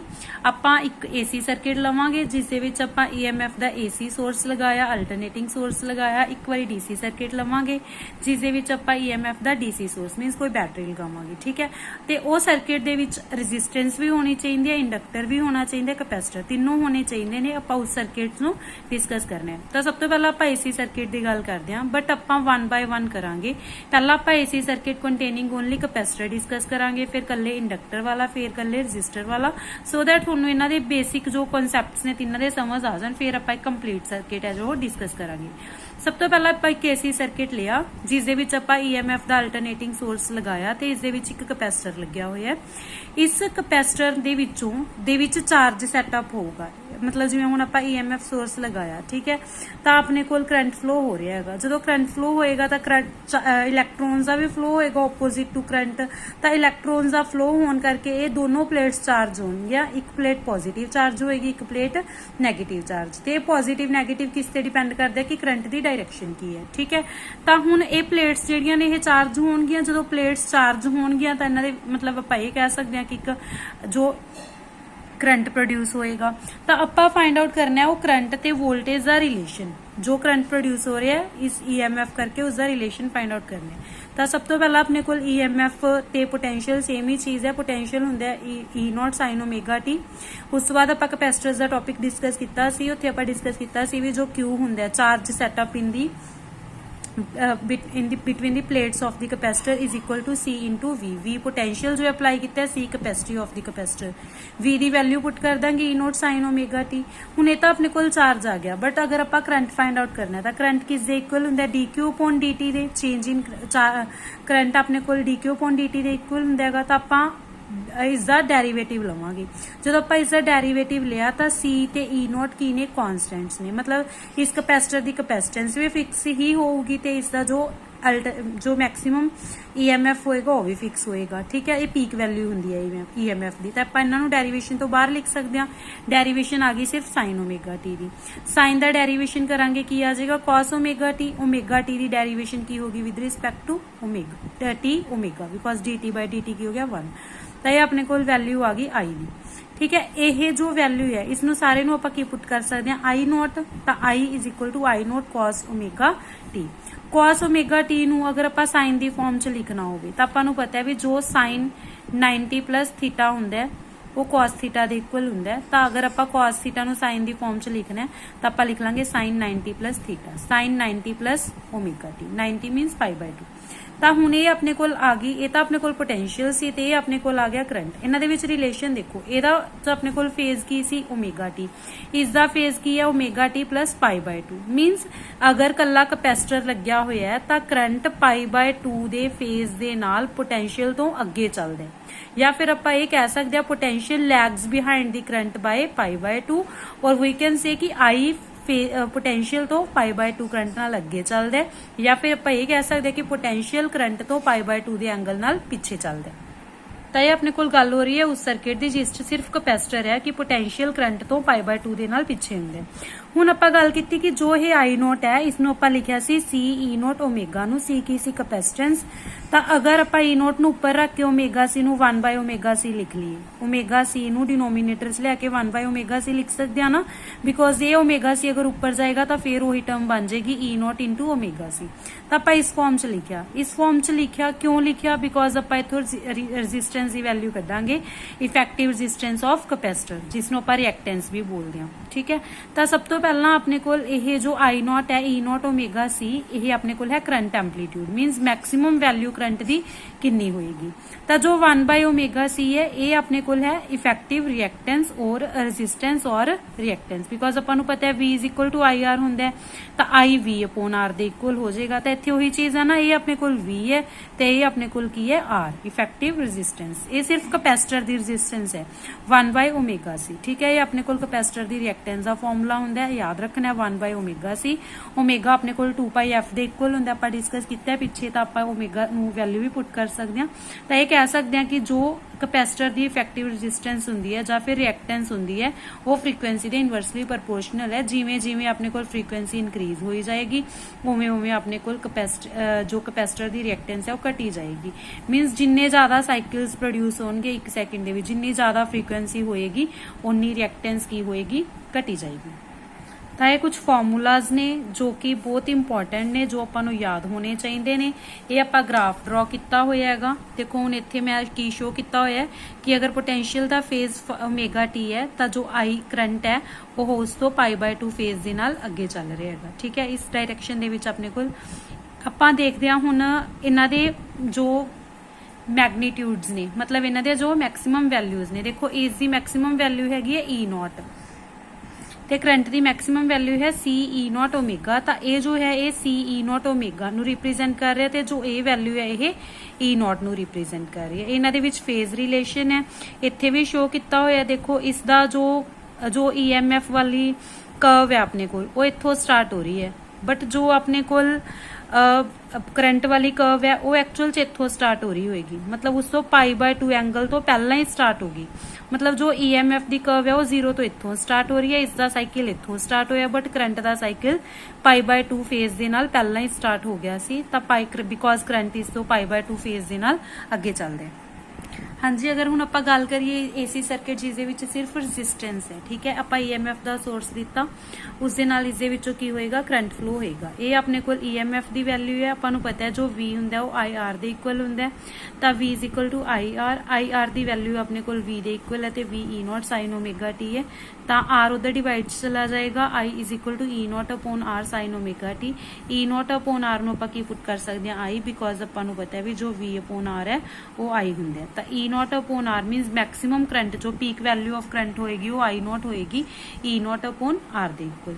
ਤਾਂ ਹੁਣ ਇੱਥੋਂ ਦੇਖੋ ਇੱਥੇ ਵੀ ω_t ਐਂਗਲ ਹੈ sin ω_t ਤੇ ਕਰੰਟ ਦੇ ਵਿੱਚ ਵੀ sin ω_t, ਮੀਨਸ ਪੋਟੈਂਸ਼ੀਅਲ ਤੇ ਕਰੰਟ ਇਨ ਫੇਜ਼ ਨੇ, ਇਹਨਾਂ ਦੇ ਵਿੱਚ ਕੋਈ ਫੇਜ਼ ਡਿਫਰੈਂਸ ਨਹੀਂ ਹੈਗਾ ਇਨ ਕੇਸ ਆਫ ਓਨਲੀ ਰੈਜ਼ਿਸਟੈਂਸ। ਦੇਖੋ ਇੱਥੇ ਸ਼ੋ ਕੀਤਾ ਹੋਇਆ ਆਪਾਂ ਕਿ ਦੋਨੋਂ ਸੇਮ ਫੇਜ਼ ਦੇ ਵਿੱਚ ਨੇ, ਇਸੀ ਡਾਇਰੈਕਸ਼ਨ 'ਚ ਕਰੰਟ ਹੈ ਤੇ ਇਸੀ ਡਾਇਰੈਕਸ਼ਨ 'ਚ EMF ਹੈ। ਜੋ ਇਹ ਵਾਲੀ ਵੈਲਿਊ ਹੈ ਇਹ ਆਪਣੇ ਕੋਲ ਕਰੰਟ ਦੀ ਮੈਕਸਿਮਮ ਵੈਲਿਊ ਨੂੰ ਰਿਪਰੈਜ਼ੈਂਟ ਕਰ ਰਹੀ ਹੈ, ਮਤਲਬ ਆਪਣੇ ਕੋਲ E0/R ਨੂੰ, ਤੇ ਜੋ ਇਹ ਵੈਲਿਊ ਹੈ ਇਹ ਆਪਣੇ ਕੋਲ ਪੋਟੈਂਸ਼ੀਅਲ ਦੀ ਮੈਕਸਿਮਮ ਵੈਲਿਊ ਨੂੰ ਰਿਪਰੈਜ਼ੈਂਟ ਕਰ ਰਹੀ ਹੈ, ਮਤਲਬ E0 ਨੂੰ। ਇੱਥੇ ਵੀ ਦੇਖੋ ਸ਼ੋ ਕੀਤਾ ਹੋਇਆ ਐਕਚੁਅਲ ਜੋ ਆਪਣੇ ਕੋਲ I0 ਹੈ ਉਹ EMF ਦੀ ਮੈਕਸਿਮਮ ਵੈਲਿਊ ਦੇ ਨਾਲ ਕੁਝ ਟਰਮ ਨੂੰ ਡਿਵਾਈਡ ਕਰਕੇ ਆ ਰਿਹਾ ਹੈ, ਤਾਂ ਜ਼ਰੂਰ I0 E0 ਤੋਂ ਘੱਟ ਹੋਏਗਾ। ਤਾਂ ਇਹਨਾਂ ਦਾ ਮੈਗਨੀਟਿਊਡ ਸ਼ੋ ਕੀਤਾ ਹੋਇਆ ਕਿ I0 E0 ਤੋਂ ਛੋਟਾ ਹੈ, ਬਟ ਦੋਨੋਂ ਹੈ ਸੇਮ ਫੇਜ਼ ਦੇ ਵਿੱਚ ਨੇ। ਦੋਨਾਂ ਦਾ ਜੋ ਸਾਈਕਲ ਹੈ ਉਹ ਸੇਮ ਪੁਆਇੰਟ ਤੋਂ ਸਟਾਰਟ ਹੋ ਰਿਹਾ, because these are in same phase in case of resistance. हुण अगर सिर्फ इंडक्टर होवे, इंडक्टर जो होएगा आपां उवें EMF ਦਾ सोर्स लगाया, इत्थे अपने कोल जदों EMF ਦਾ सोर्स लगाया आपां इंडक्टर, ਤਾਂ ਇਸ ਇੰਡਕਟਰ ਦੇ ਵਿੱਚ ਇੱਕ ਬੈਕ EMF ਜੋ ਸੈੱਟ ਹੋ ਜਾਏਗਾ। ਆਪਾਂ ਕੱਲ ਕੀਤਾ ਸੀ ਇੰਡਕਸ਼ਨ ਵਾਲਾ ਟੌਪਿਕ, ਉਹਦੇ ਵਿੱਚ ਡਿਸਕਸ ਕੀਤਾ ਸੀ ਕਿ ਜਦੋਂ ਵੀ EMF ਚੇਂਜ ਹੁੰਦਾ, ਕਿਸੇ ਵੀ ਸਰਕਟ ਦੇ ਨਾਲ ਰਿਲੇਟਡ ਫਲਕਸ ਚੇਂਜ ਹੁੰਦਾ, ਤਾਂ ਉਸ ਦੇ ਵਿੱਚ ਇੱਕ ਬੈਕ EMF ਸੈਟਅਪ ਹੁੰਦਾ। ਤਾਂ ਇਸ ਇੰਡਕਟਰ ਦੇ ਵਿੱਚ ਜੋ ਬੈਕ EMF ਸੈੱਟ ਹੋਏਗਾ ਉਸਦਾ ਫਾਰਮੂਲਾ ਕੀ ਹੋਏਗਾ, -LdI/dt। ਇਹ ਆਪਾਂ ਕੱਲ ਫਾਰਮੂਲਾ ਡਿਸਕਸ ਕੀਤਾ ਸੀ ਆਪਣੀ ਪ੍ਰੀਵੀਅਸ ਕਲਾਸ ਦੇ ਵਿੱਚ। ਤੇ ਮਾਈਨਸ ਦਾ ਕੀ ਮਤਲਬ ਸੀ, ਇੱਥੇ ਮਾਈਨਸ ਦਾ ਮਤਲਬ ਸੀ ਕਿ ਜੋ ਇਹ ਬੈਕ EMF ਹੈ ਉਹ ਇਸ ਇੰਡਕਸ਼ਨ, ਉਹ ਜੋ ਇਸ ਬੈਕ EMF ਨੂੰ ਪ੍ਰੋਡਿਊਸ ਕਰਨ ਦਾ ਰੀਜ਼ਨ ਹੈ ਉਹਨੂੰ ਕੀ ਕਰਦਾ ਹੈ, ਅਪੋਜ਼। ਹੁਣ ਇਸ ਬੈਕ EMF ਨੂੰ ਪ੍ਰੋਡਿਊਸ ਕੌਣ ਕਰ ਰਿਹਾ, ਇਹ ਜੋ ਆਪਾਂ EMF ਅਪਲਾਈ ਕੀਤਾ ਇਹ ਇਸ ਨੂੰ ਇਹ ਇਸ EMF ਨੂੰ ਪ੍ਰੋਡਿਊਸ ਕਰ ਰਿਹਾ। ਤਾਂ ਇਹ ਵਾਲਾ EMF ਇਹਨੂੰ ਕੀ ਕਰੂਗਾ, ਅਪੋਜ਼ ਕਰੂਗਾ। ਤਾਂ ਜੋ ਨੈਟ EMF ਆਊਗਾ ਉਹ ਆਊਗਾ E-LdI/dt, ਬਿਕੋਜ਼ ਇਸ ਨੂੰ ਅਪੋਜ਼ ਕਰ ਰਿਹਾ ਇਹ ਬੈਕ EMF। ਤਾਂ ਇਹਦੇ ਵਿੱਚੋਂ ਇਸ ਨੂੰ ਮਾਈਨਸ ਕਰਕੇ ਆਪਣੇ ਕੋਲ ਨੈਟ EMF ਆ ਜਾਏਗਾ। ਤਾਂ ਨੈਟ EMF ਆ ਗਿਆ E-LdI/dt। ਬਟ ਜੋ ਇਹ ਨੈਟ EMF ਹੈ ਇਹ 0 ਹੋਣਾ ਚਾਹੀਦਾ, ਬਿਕੋਜ਼ ਇਸ ਸਰਕਿਟ ਦੇ ਵਿੱਚ ਆਪਣੇ ਕੋਲ ਕੋਈ ਵੀ ਰੈਜ਼ਿਸਟੈਂਸ ਨਹੀਂ ਹੈਗੀ ਤੇ ਆਪਾਂ ਨੂੰ ਪਤਾ ਹੈ V = IR ਹੁੰਦਾ। ਅਗਰ ਰੈਜ਼ਿਸਟੈਂਸ ਨਹੀਂ ਹੈਗੀ ਤਾਂ V = 0 ਹੋਣਾ ਚਾਹੀਦਾ। V means net EMF, net EMF = 0। ਤਾਂ E ਆਪਣੇ ਕੋਲ ਕਿਹਦੇ ਇਕੁਅਲ ਆ ਗਿਆ, LdI/dt। ਹੁਣ ਅਗਰ ਆਪਾਂ ਇਥੋਂ ਦੇਖੀਏ, ਆਪਾਂ ਕੱਢਣਾ ਤਾਂ ਕਰੰਟ ਹੁੰਦਾ ਨਾ, ਫਾਈਂਡ ਤਾਂ ਆਪਾਂ ਕਰੰਟ ਕਰਨਾ, ਬਿਕੋਜ਼ ਆਪਾਂ ਤਾਂ ਕਰੰਟ ਤੇ ਪੋਟੈਂਸ਼ੀਅਲ ਚ ਰਿਲੇਸ਼ਨ ਫਾਈਂਡ ਆਊਟ ਕਰਨਾ ਹੈ। ਤਾਂ ਆਪਾਂ ਰੀਅਰੇਂਜ ਕੀਤਾ, DI ਦੀ ਵੈਲਿਊ ਕੀਤੀ, ਫਾਈਂਡ ਆਊਟ ਕੀਤੀ। ਉਸ ਤੋਂ ਬਾਅਦ ਆਪਾਂ ਕਰਾਂਗੇ ਇਹਨੂੰ integrate, because DI the value ਹੈ ਤਾਂ I ਦੀ ਕੱਢਣ ਲਈ ਇੰਟੀਗ੍ਰੇਟ ਕਰਨਾ ਪਏਗਾ। ਇੰਟੀਗ੍ਰੇਟਿੰਗ on both sides, DI the integration ਕੀਤੀ, I ਆ ਜਾਏਗਾ। E0/L ਕॉन्स्टेंट ਹੈ, ਬਾਹਰ ਆ ਗਿਆ। sin ωt dt ਇਸ ਦੀ ਇੰਟੀਗ੍ਰੇਸ਼ਨ ਕਰਾਂਗੇ। ਸਾइन ਦੀ ਇੰਟੀਗ੍ਰੇਸ਼ਨ ਹੁੰਦੀ ਹੈ -cos ωt over omega, because integration ਜਦੋਂ ਵੀ ਆਪਾਂ ਕਰਦੇ ਹੁੰਦੇ ਆ ਤਾਂ ਜੋ ਕਨਸਟੈਂਟ ਪਿਆ ਹੁੰਦਾ ਉਹ ਡਿਵਾਈਡ ਦੇ ਵਿੱਚ ਜ਼ਰੂਰ ਆਉਂਦਾ ਇੰਟੀਗ੍ਰੇਸ਼ਨ। ਠੀਕ ਹੈ, ਸਾइन ਦੀ ਇੰਟੀਗ੍ਰੇਸ਼ਨ -cos। ਇੰਟੀਗ੍ਰੇਸ਼ਨ ਕਰਨ ਤੋਂ ਬਾਅਦ ਜੋ ਇਹ ਟਰਮ ਬਣ ਗਈ ਆਪਣੇ ਕੋਲ E0/ωL, ਇਸ ਨੂੰ ਆਪਾਂ ਲਿਖ ਸਕਦੇ ਹਾਂ I0, because I = I0 into sine theta ਹੁੰਦਾ। ਹੁਣ ਇੱਥੇ ਆਪਣੇ ਕੋਲ ਕੀ ਹੈ, cos ਥੀਟਾ ਨਾ। ਹੁਣ ਇਸ cos ਥੀਟਾ ਨੂੰ ਤੇ ਇਹ ਮਾਈਨਸ ਨੂੰ, ਇਹਨਾਂ ਦੋਨਾਂ ਨੂੰ ਆਪਾਂ ਸਾइन ਦੇ ਵਿੱਚ ਕਨਵਰਟ ਕਰਨਾ ਹੈ। ਤਾਂ ਦੇਖੋ ਸਭ ਤੋਂ ਪਹਿਲਾਂ ਆਪਾਂ ਕੀ ਕਰਦੇ ਹਾਂ, E0/ωL ਨੂੰ ਪੁੱਟ ਕਰ ਲਿਆ I0 -I0 cos ωt ਹੋ ਗਿਆ ਆਪਣੇ ਕੋਲ। ਬਟ ਜੋ ਆਪਣੇ ਕੋਲ cos ਥੀਟਾ ਹੁੰਦਾ sin 90 - ਥੀਟਾ ਦੇ ਇਕੁਅਲ। ਆਪਾਂ ਨੂੰ ਇਹ ਪਤਾ ਹੈ ਕਿ ਅਗਰ sin 90 - ਥੀਟਾ ਆਪਾਂ ਫਾਈਂਡ ਆਊਟ ਕਰੀਏ ਤਾਂ ਉਹ cos ਥੀਟਾ ਦੇ ਇਕੁਅਲ ਹੁੰਦਾ। ਤਾਂ ਆਪਾਂ ਇੱਥੇ cos ਥੀਟਾ ਨੂੰ sin 90 - ਥੀਟਾ ਲਿਖ ਸਕਦੇ ਹਾਂ, ਲਿਖ ਲਿਆ। ਉਸ ਤੋਂ ਬਾਅਦ ਇਹ ਮਾਈਨਸ ਆਪਾਂ ਅੰਦਰ ਐਬਜ਼ੌਰਬ ਕਰਵਾ ਦਿੰਦੇ ਹਾਂ, ਇਹ ਮਾਈਨਸ ਨੂੰ ਵੀ ਅੰਦਰ ਲੈ ਜਾਂਦੇ ਹਾਂ, ਬਿਕੋਜ਼ ਆਪਣੇ ਕੋਲ ਜੋ sin of -ਥੀਟਾ ਹੁੰਦਾ ਉਹ -sin ਥੀਟਾ ਦੇ ਇਕੁਅਲ ਹੁੰਦਾ। ਹੁਣ ਆਪਣੇ ਕੋਲ ਇੱਥੇ -sin ਥੀਟਾ ਸੀ ਨਾ, ਤਾਂ ਆਪਾਂ sin of -ਥੀਟਾ ਬਣਾ ਲੈਂਦੇ ਹਾਂ, ਇਹ ਮਾਈਨਸ ਨੂੰ ਵੀ ਅੰਦਰ ਲੈ ਜਾਂਦੇ ਹਾਂ। ਤਾਂ ਇੱਥੇ ਆ ਗਿਆ ωt -π/2। ਤਾਂ ਇਹ ਤਾਂ ਸੀ ਆਪਣੇ ਕੋਲ EMF ਦੀ ਵੈਲਿਊ, ਇਹ ਆਪਣੇ ਕੋਲ ਕਰੰਟ ਦੀ ਵੈਲਿਊ। EMF ਤਾਂ ωt ਫੇਜ਼ ਡਿਫਰੈਂਸ ਸ਼ੋ ਕਰ ਰਿਹਾ, ਬਟ ਕਰੰਟ ωt -π/2, ਮਤਲਬ ਕਰੰਟ EMF ਤੋਂ π/2 ਦੇ ਫੇਜ਼ ਨਾਲ ਪਿੱਛੇ ਚੱਲ ਰਿਹਾ ਹੈਗਾ। ਤਾਂ ਆਪਣੇ ਕੋਲ ਜਦੋਂ ਕਪੈਸਿਟਰ ਦੀ ਗੱਲ ਕੀਤੀ ਸੀ, ਕਪੈਸਿਟਰ ਦੇ ਵਿੱਚ ਜੋ ਕਰੰਟ ਸੀਗਾ ਉਹ ਆਪਣੇ ਕੋਲ ਅੱਗੇ ਚੱਲਦਾ ਸੀ π/2 ਦੇ ਫੇਜ਼ ਨਾਲ। ਤੇ ਜਦੋਂ ਆਪਾਂ ਰੈਜ਼ਿਸਟੈਂਸ ਦੀ ਗੱਲ ਕੀਤੀ ਸੀ ਸੇਮ ਫੇਜ਼ ਦੇ ਵਿੱਚ ਸੀ। ਤੇ ਜਦੋਂ ਆਪਾਂ ਇੰਡਕਟਰ ਦੀ ਗੱਲ ਕਰਦੇ ਹਾਂ ਤਾਂ ਕਰੰਟ EMF ਤੋਂ π/2 ਦੇ ਫੇਜ਼ ਨਾਲ ਪਿੱਛੇ ਚੱਲਦਾ ਹੈ। ਤਾਂ ਇਹ ਆਪਣੇ ਕੋਲ ਗ੍ਰਾਫ ਹੈ, ਦੇਖੋ ਇਹ E0 ਹੈ ਤੇ ਇਹ ਆਪਣੇ ਕੋਲ ਇਹ ਇਸ ਡਾਇਰੈਕਸ਼ਨ 'ਚ EMF ਹੈ ਤੇ ਇਹ ਆਪਣੇ ਕੋਲ ਮੈਕਸਿਮਮ ਵੈਲਿਊ ਆਫ E0 ਹੈ, EMF ਹੈ। ਤੇ ਇਹ ਆਪਣੇ ਕੋਲ I ਹੈ, I the maximum value I0 ਹੈ। ਤਾਂ ਦੇਖੋ ਇਹ ਜੋ ਕਰੰਟ ਹੈ I ਉਹ EMF ਤੋਂ π/2 ਦੇ ਫੇਜ਼ ਦੇ ਨਾਲ ਪਿੱਛੇ ਚੱਲ ਰਿਹਾ ਹੈਗਾ। ਇੱਥੇ ਵੀ ਆਪਾਂ ਉਹੀ ਸ਼ੋ ਕੀਤਾ ਹੈ, EMF ਦੀ ਕਰਵ ਹੈ ਤੇ ਇਹ ਆਪਣੇ ਕੋਲ ਕਰੰਟ ਦੀ ਕਰਵ ਹੈ। ਦੇਖੋ EMF ਇੱਥੋਂ ਸਟਾਰਟ ਹੋਇਆ ਸੀ ਆਪਣੇ ਕੋਲ ਤੇ ਕਰੰਟ ਇੱਥੋਂ ਸਟਾਰਟ ਹੋ ਰਿਹਾ, ਮਤਲਬ ਉਸ ਤੋਂ π/2 ਫੇਜ਼ ਤੋਂ ਬਾਅਦ ਸਟਾਰਟ ਹੋ ਰਿਹਾ। ਇਸ ਦਾ ਇਹ ਸਾਈਕਲ ਇੱਥੋਂ ਸਟਾਰਟ ਹੋ ਗਿਆ, ਬਟ ਕਰੰਟ ਉਸ ਤੋਂ π/2 ਬਾਅਦ ਦੇ ਵਿੱਚ ਕਰੰਟ ਦਾ ਸਾਈਕਲ ਸਟਾਰਟ ਹੋਏਗਾ। ਤਾਂ because current lags behind the EMF by π/2 in case of inductor. In case of capacitor ਕੀ ਸੀ, potential lags behind the current. ਤਾਂ ਆਪਾਂ ਨੂੰ ਪਤਾ ਹੋਣਾ ਚਾਹੀਦਾ ਕਿ ਕਪੈਸਿਟਰ 'ਚ ਪੋਟੈਂਸ਼ੀਅਲ π/2 ਦੇ ਫੇਜ਼ ਨਾਲ ਪਿੱਛੇ ਹੁੰਦਾ ਤੇ ਇਹਦੇ ਵਿੱਚ ਸੇਮ ਫੇਜ਼ ਦੇ ਵਿੱਚ ਹੁੰਦਾ, ਤੇ ਇੰਡਕਟਰ ਦੇ ਵਿੱਚ ਕੀ ਹੁੰਦਾ, current lags behind EMF by π/2। ਤਾਂ ਹਾਂਜੀ ਹੁਣ ਅਗਰ ਆਪਾਂ ਗੱਲ ਕਰੀਏ ਏਸੀ ਸਰਕਟ ਵਿਦ ਆਰਐਲਸੀ ਕੰਪੋਨੈਂਟਸ, ਹੁਣ ਤਿੰਨੋਂ ਕੰਪੋਨੈਂਟਸ ਇੱਕੋ ਹੀ ਸਰਕਟ ਦੇ ਵਿੱਚ ਲਗਾਏ ਹੋਏ ਨੇ ਤੇ ਈਐਮਐਫ ਦਾ ਸੋਰਸ ਵੀ ਹੈ ਆਪਣੇ ਕੋਲ। ਪਹਿਲਾ ਰੈਜ਼ਿਸਟੈਂਸ ਹੈ, ਰੈਜ਼ਿਸਟੈਂਸ ਦੇ ਵਿੱਚ V ਤੇ I ਸੇਮ ਡਾਇਰੈਕਸ਼ਨ ਚ ਸੇਮ ਫੇਜ਼ ਹੁੰਦਾ ਇਹਨਾਂ ਦਾ। ਤੇ ਆਪਣੇ ਕੋਲ ਇੰਡਕਟਰ ਦੇ ਵਿੱਚ ਜੋ ਆਪਣੇ ਕੋਲ ਕਰੰਟ ਹੁੰਦਾ ਹੈਗਾ ਉਹ ਆਪਣੇ ਕੋਲ ਪੋਟੈਂਸ਼ੀਅਲ ਤੋਂ π/2 ਦੇ ਫੇਜ਼ ਡਿਫਰੈਂਸ ਨਾਲ ਪਿੱਛੇ ਹੁੰਦਾ ਹੈ, ਜਾਂ ਫਿਰ ਇਹ ਕਹਿ ਸਕਦੇ ਕਿ ਪੋਟੈਂਸ਼ੀਅਲ ਅੱਗੇ ਹੁੰਦਾ π/2 ਦੇ ਫੇਜ਼ ਡਿਫਰੈਂਸ ਨਾਲ। ਤੇ ਆਪਣੇ ਕੋਲ ਜੋ ਕੈਪੈਸਿਟਰ ਹੁੰਦਾ ਇਹਦੇ ਵਿੱਚ ਪੋਟੈਂਸ਼ੀਅਲ ਕਰੰਟ ਤੋਂ π/2 ਦੇ ਫੇਜ਼ ਨਾਲ ਪਿੱਛੇ ਹੁੰਦਾ। ਇੱਥੇ ਪੋਟੈਂਸ਼ੀਅਲ ਪਿੱਛੇ ਹੈ, ਇਸ ਦੇ ਵਿੱਚ ਕਰੰਟ ਲੈਗਸ ਬਿਹਾਈਂਡ ਬਾਈ ਪੋਟੈਂਸ਼ੀਅਲ ਹੈ ਤੇ ਇਸ ਦੇ ਵਿੱਚ ਸੇਮ ਫੇਜ਼ ਹੈ। ਕੈਪੈਸਿਟਰ ਜੋ ਆਪਣੇ ਕੋਲ ਰੈਜ਼ਿਸਟੈਂਸ ਹੈ ਇਹਦੇ ਦੋਨੋਂ ਐਂਡਸ ਦੇ ਵਿੱਚ ਜੋ ਪੋਟੈਂਸ਼ੀਅਲ ਉਹਨੂੰ VR ਨਾਲ ਡਿਨੋਟ ਕਰਦੇ ਆ। ਇੰਡਕਟਰ ਦੇ ਦੋਨੋਂ ਐਂਡਸ ਦੇ ਵਿੱਚ ਜੋ ਪੋਟੈਂਸ਼ੀਅਲ ਹੈ ਉਸਨੂੰ VL ਨਾਲ ਡਿਨੋਟ ਕਰਦੇ ਆ ਤੇ ਕੈਪੈਸਿਟਰ ਦੇ ਦੋਨੋਂ ਐਂਡਸ ਦੇ ਵਿੱਚ ਜੋ ਪੋਟੈਂਸ਼ੀਅਲ ਹੈ ਉਹਨੂੰ VC ਨਾਲ। ਆਈ ਹੋਪ ਕਿ ਹੁਣ ਇਹ ਸਾਰੇ ਕਨਸੈਪਟਸ ਨੇ ਜੋ ਇਹ ਗ੍ਰਾਫਸ ਆਪਾਂ ਬਣਾ ਰਹੇ ਹਾਂ, ਇਹ ਕਰਵਸ ਨੇ, ਸਭ ਨੂੰ ਸਮਝ ਆ ਰਹੀਆਂ ਨੇ। ਤਾਂ ਹੁਣ ਆਪਣੇ ਕੋਲ ਜੋ ਪੋਟੈਂਸ਼ੀਅਲ ਹੋਊਗਾ ਅਲੋਂਗ ਰੈਜ਼ਿਸਟੈਂਸ ਉਹ I0 × R ਦੇ ਇਕੁਅਲ ਹੋਏਗਾ, ਕਰੰਟ × ਰੈਜ਼ਿਸਟੈਂਸ ਇਕੁਅਲ ਹੁੰਦਾ ਤੇ ਜੋ ਇੰਡਕਟਰ ਦੇ ਅਲੋਂਗ ਹੈ ਉਹ I0 × XL। ਆਪਾਂ ਡਿਸਕਸ ਕਰਕੇ ਆਇਆ ਨਾ ਕਿ ਇੰਡਕਟਰ ਦੀ ਜੋ ਆਪਣੇ ਕੋਲ ਰੈਜ਼ਿਸਟੈਂਸ ਹੁੰਦੀ ਹੈ ਜਾਂ ਰਿਐਕਟੈਂਸ ਹੁੰਦੀ ਹੈ ਆਪਾਂ ਉਹਨੂੰ XL ਨਾਲ ਡਿਨੋਟ ਕਰਦੇ ਹਾਂ ਤੇ ਉਸ ਦੀ ਵੈਲਿਊ ਆਪਣੇ ਕੋਲ ω/L ਹੁੰਦੀ ਹੈ, ω = 2πf 2πfL ਵੀ ਲਿਖ ਸਕਦੇ ਹਾਂ। ਤੇ ਜੋ ਆਪਣੇ ਕੋਲ ਪੋਟੈਂਸ਼ੀਅਲ ਅਕ੍ਰੋਸ ਕੈਪੈਸਿਟਰ ਉਹਨੂੰ I0 × XC ਨਾਲ ਡਿਨੋਟ ਕਰਾਂਗੇ ਤੇ XC ਮੀਨਸ ਆਪਣੇ ਕੋਲ ਰਿਐਕਟੈਂਸ ਆਫ ਕੈਪੈਸਿਟਰ ਉਹਨੂੰ 1/ωc ਨਾਲ ਡਿਨੋਟ ਕਰਦੇ ਹਾਂ, ω 2πf ਤਾਂ 1/2πfc ਇਹ ਵੀ ਆਪਣੇ ਕੋਲ ਕੀ ਹੋਗੀ ਕੈਪੈਸਿਟਰ ਦੀ ਰਿਐਕਟੈਂਸ। ਤਾਂ ਇਹ ਟਰਮਸ ਆਪਾਂ ਡਿਸਕਸ ਕਰ ਚੁੱਕੇ। ਹੁਣ ਆਪਾਂ ਇਹਨਾਂ ਤਿੰਨੋਂ ਜੋ ਲੱਗੇ ਹੋਏ ਨੇਗੇ ਆਪਣੇ ਕੋਲ ਇਸ ਦੇ ਵਿੱਚ ਕੰਪੋਨੈਂਟਸ, ਅਗਰ ਆਪਾਂ ਇਹਨਾਂ ਦੇ ਪੋਟੈਂਸ਼ੀਅਲਸ ਦੇਖੀਏ, ਕਰੰਟ ਨਾਲ ਉਹਨਾਂ ਦਾ ਰਿਲੇਸ਼ਨ ਦੇਖੀਏ ਤਾਂ ਆਪਾਂ ਅਲੋਂਗ ਇਸ ਡਾਇਰੈਕਸ਼ਨ x ਡਾਇਰੈਕਸ਼ਨ ਦੇ ਵਿੱਚ ਸਪੋਜ਼ ਕਰੰਟ ਫਲੋ ਕਰ ਰਿਹਾ ਹੈ ਤਾਂ ਆਪਣੇ ਕੋਲ ਜੋ ਰੈਜ਼ਿਸਟੈਂਸ ਹੋਏਗੀ ਉਹਦਾ ਪੋਟੈਂਸ਼ੀਅਲ ਤਾਂ ਇਸੇ ਡਾਇਰੈਕਸ਼ਨ 'ਚ ਹੋਏਗਾ ਨਾ, ਬਿਕੋਜ਼ ਇਹ ਕਰੰਟ ਵਾਲੀ ਡਾਇਰੈਕਸ਼ਨ 'ਚ ਹੀ ਹੋਏਗਾ, ਸੇਮ ਫੇਜ਼ ਦੇ ਵਿੱਚ ਹੁੰਦੇ ਨੇ। ਤੇ ਜੋ ਆਪਣੇ ਕੋਲ ਕੈਪੈਸਿਟਰ ਦੀ ਵੋਲਟੇਜ ਹੋਏਗੀ, ਕੈਪੈਸਿਟਰ ਦੀ ਵੋਲਟੇਜ ਕਰੰਟ ਤੋਂ π/2 ਦੇ ਫੇਜ਼ ਨਾਲ ਪਿੱਛੇ ਹੁੰਦੀ ਹੈ ਤਾਂ ਕੈਪੈਸਿਟਰ ਇਸ ਡਾਇਰੈਕਸ਼ਨ 'ਚ ਵੋਲਟੇਜ ਹੋਏਗੀ। ਤੇ ਜੋ ਇੰਡਕਟਰ ਦੀ ਵੋਲਟੇਜ ਹੁੰਦੀ ਹੈ ਉਹ ਕਰੰਟ ਤੋਂ π/2 ਦੇ ਫੇਜ਼ ਨਾਲ ਅੱਗੇ ਹੁੰਦੀ ਹੈ ਤਾਂ ਇੰਡਕਟਰ ਦੀ ਵੋਲਟੇਜ ਇਸ ਡਾਇਰੈਕਸ਼ਨ 'ਚ ਹੋਏਗੀ।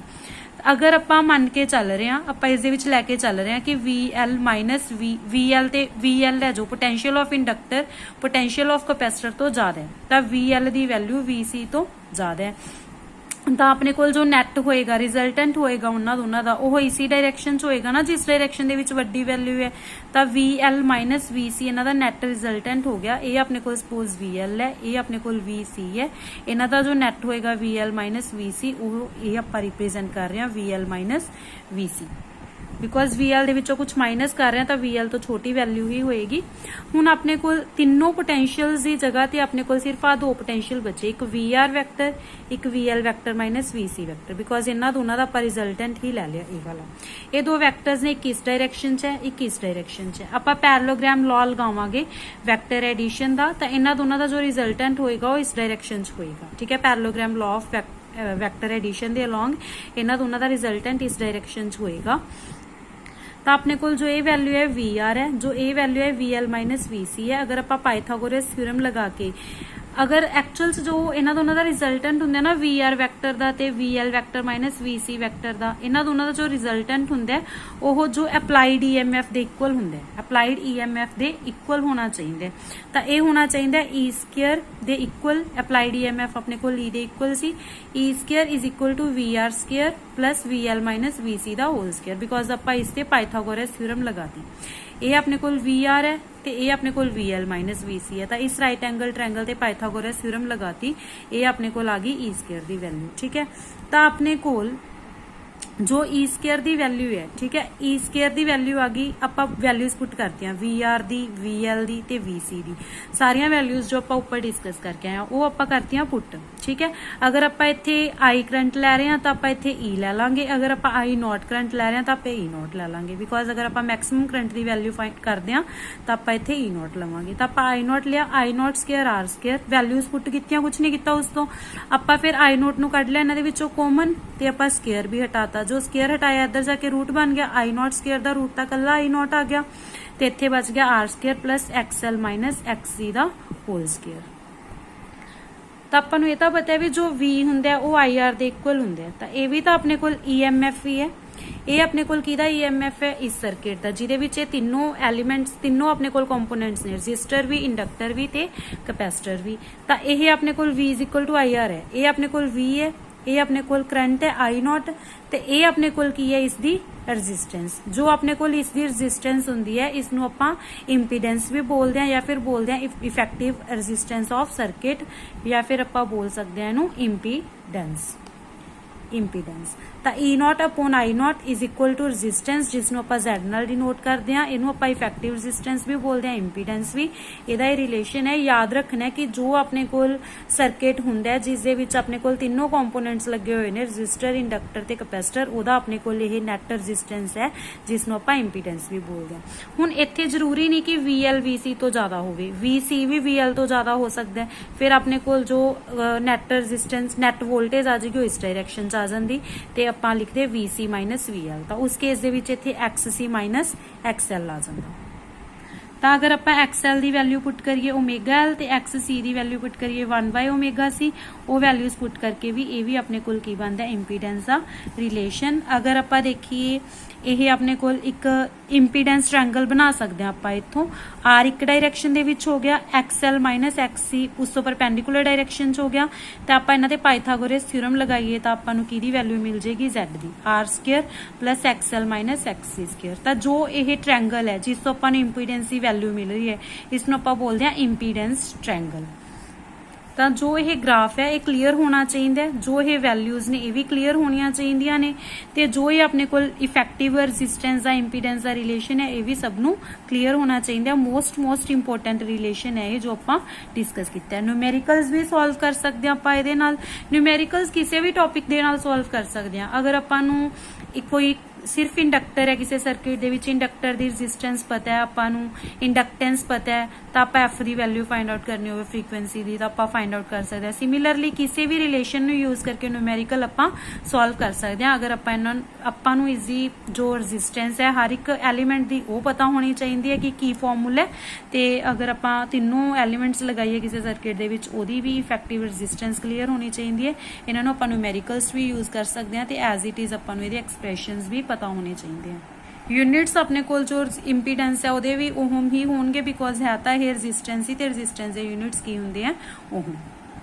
ਤਾਂ ਅਗਰ ਆਪਾਂ ਇਸ ਐਕਸਪ੍ਰੈਸ਼ਨ ਤੋਂ I note the value find out ਕਰੀਏ, I ਨੋਟ ਹੋਏਗਾ E naught upon R² plus omega L minus 1/ω_C ਦਾ ਹੋਲ ਸਕੁਅਰ। ਆਪਾਂ ਉਸ ਨੂੰ ਰੀਅਰੇਂਜ ਕੀਤਾ। ਇਸ ਦੇ ਵਿੱਚ ਕੁਝ ਸਪੈਸ਼ਲ ਕੇਸਿਸ ਨੇ ਜੋ ਆਪਾਂ ਨੂੰ ਕਲੀਅਰ ਹੋਣੇ ਚਾਹੀਦੇ ਨੇ। ਦੇਖੋ ਅਗਰ ਓਮੇਗਾ 0 ਨੂੰ ਅਪਰੋਚ ਕਰੂਗਾ, ਓਮੇਗਾ 0 ਨੂੰ ਅਪਰੋਚ ਕਰੂਗਾ ਤਾਂ ਇਹ ਤਾਂ 0 ਹੀ ਹੋਗੀ ਟਰਮ। ਇੱਥੇ 1/0 ਕੀ ਆ ਗਿਆ ਇਨਫਿਨਿਟੀ, ਤੇ ਕੁਝ ਵੀ ਟਰਮ ਨੂੰ ਅਗਰ ਇਨਫਿਨਿਟੀ ਨਾਲ ਡਿਵਾਈਡ ਕਰਦੇ ਆ ਤਾਂ ਆਨਸਰ ਕੀ ਬਣਦਾ ਹੈ 0। ਤਾਂ ਅਗਰ ਓਮੇਗਾ 0 ਹੋ ਗਿਆ ਤਾਂ ਆਪਣੇ ਕੋਲ I ਨੋਟ ਵੀ ਕੀ ਹੋ ਜਾਏਗਾ 0। ਅਗਰ ਓਮੇਗਾ ਇਨਫਿਨਿਟੀ ਹੋ ਗਿਆ ਤਾਂ ਇਹ ਤਾਂ 0 ਹੀ ਹੋ ਜਾਏਗੀ ਟਰਮ, ਇਹ ਵਾਲੀ ਟਰਮ ਹੋਗੀ ਇਨਫਿਨਿਟੀ। ਤੇ ਅਗੇਨ ਕੁਝ ਵੀ ਟਰਮ ਨੂੰ ਅਗਰ ਇਨਫਿਨਿਟੀ ਨਾਲ ਡਿਵਾਈਡ ਕਰਦੇ ਆ ਤਾਂ ਆਨਸਰ ਕੀ ਆਉਂਦਾ ਹੈ 0। ਤਾਂ ਚਾਹੇ ਓਮੇਗਾ 0 ਨੂੰ ਅਪਰੋਚ ਕਰੇ ਚਾਹੇ ਓਮੇਗਾ ਇਨਫਿਨਿਟੀ ਨੂੰ ਅਪਰੋਚ ਕਰੇ, ਦੋਨੋਂ ਕੇਸਿਸ ਦੇ ਵਿੱਚ ਆਪਣੇ ਕੋਲ I ਨੋਟ ਕੀ ਹੋਏਗਾ 0। ਇਹ ਸਪੈਸ਼ਲ ਕੇਸ ਹੈ, ਇੰਪੋਰਟੈਂਟ ਹੈ, ਆਪਾਂ ਨੂੰ ਯਾਦ ਇਹ ਸਾਰੇ ਕਨਸੈਪਟਸ ਆਪਾਂ ਨੂੰ ਕਲੀਅਰ ਹੋਣੇ ਚਾਹੀਦੇ ਨੇ ਕਿਉਂਕਿ एग्जाम ਦੇ ਵਿੱਚ ਕਿਸੇ ਵੀ ਪੁਆਇੰਟ ਨਾਲ ਰਿਲੇਟਡ ਆਪਾਂ ਨੂੰ MCQ ਆ ਸਕਦੇ। ਸੈਕੰਡ ਕੇਸ ਹੈ ਕਿ ਜਦੋਂ ਆਪਣੇ ਕੋਲ omega L minus omega 1/ω_C ਇਹ 0 ਹੋ ਗਿਆ, ਇਸ ਕੇਸ ਦੇ ਵਿੱਚ ਡਿਨੋਮੀਨੇਟਰ ਘਟ ਜਾਊਗਾ ਬਿਕੋਜ਼ ਇਹਦੀ ਵੈਲਿਊ 0 ਹੋਗੀ, ਡਿਨੋਮੀਨੇਟਰ ਘਟ ਗਿਆ, ਡਿਨੋਮੀਨੇਟਰ ਦੀ ਵੈਲਿਊ ਘਟੂਗੀ ਮਤਲਬ I note the value increase ਹੋਊਗੀ ਬਿਕੋਜ਼ ਜਿੰਨਾ ਘੱਟ ਡਿਨੋਮੀਨੇਟਰ ਉਨੀ ਵੱਧ ਵੈਲਿਊ ਆਏਗੀ I ਨੋਟ ਦੀ। ਤਾਂ I ਨੋਟ ਮੈਕਸਿਮਮ ਕਦੋਂ ਹੋਏਗਾ ਜਦੋਂ ਓਮੇਗਾ L ਮਾਈਨਸ 1/ω_C 0 ਹੋ ਗਿਆ, ਜਾਂ ਫਿਰ ਆਪਾਂ ਇਹ ਕਹਿ ਸਕਦੇ ਹਾਂ ਓਮੇਗਾ L 1/ω_C ਦੇ ਇਕੁਅਲ ਹੈ। ਰੀਅਰੇਂਜ ਕੀਤਾ ਓਮੇਗਾ ਦੀ ਵੈਲਿਊ ਕਿੰਨੀ ਹੈਗੀ 1/√LC। ਤਾਂ ਜਦੋਂ ਓਮੇਗਾ ਦੀ ਵੈਲਿਊ 1/√LC ਹੈ ਉਸ ਕੇਸ ਦੇ ਵਿੱਚ ਆਪਣੇ ਕੋਲ I ਨੋਟ ਕੀ ਹੋਊਗਾ ਮੈਕਸਿਮਮ ਹੋਊਗਾ। ਮੋਸਟ ਇੰਪੋਰਟੈਂਟ ਪੁਆਇੰਟ ਅਗੇਨ ਆਪਾਂ ਨੂੰ ਕੰਡੀਸ਼ਨ ਵੀ ਯਾਦ ਹੋਣੀ ਚਾਹੀਦੀ ਹੈ ਇਹ ਵਾਲੀ ਕਿ ਇਹ 0 ਹੋਵੇ ਤੇ ਇਹ ਵਾਲੀ ਕੰਡੀਸ਼ਨ ਵੀ ਯਾਦ ਹੋਣੀ ਚਾਹੀਦੀ ਹੈ।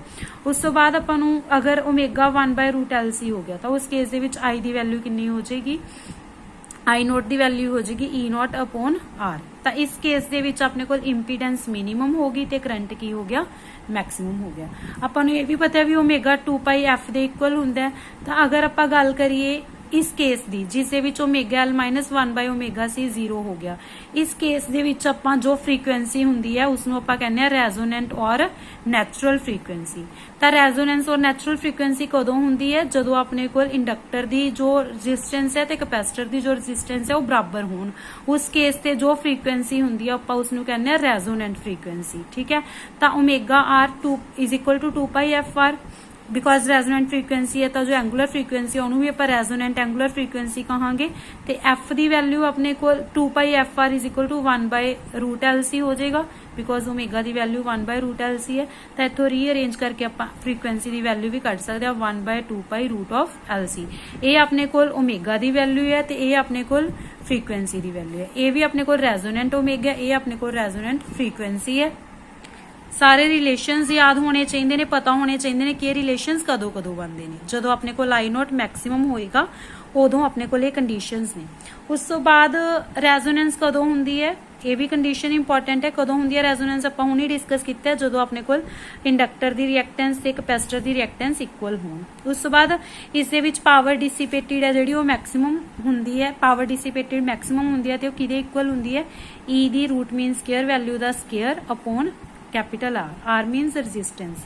ठीक है, रूट मीन स्केयर वैल्यू आप पिछे डिस्कस करके आए हैं कि आप किवें फाइंड आउट करनी है। तो आप गल कर रहे सी रेजोनेंट फ्रीकुएंसी की। जो सीरीज रेजोनेंट सर्किट हुंदा है, सीरीज रेजोनेंट सर्किट ओनू आपां असैप्टर सर्किट भी कहने आ।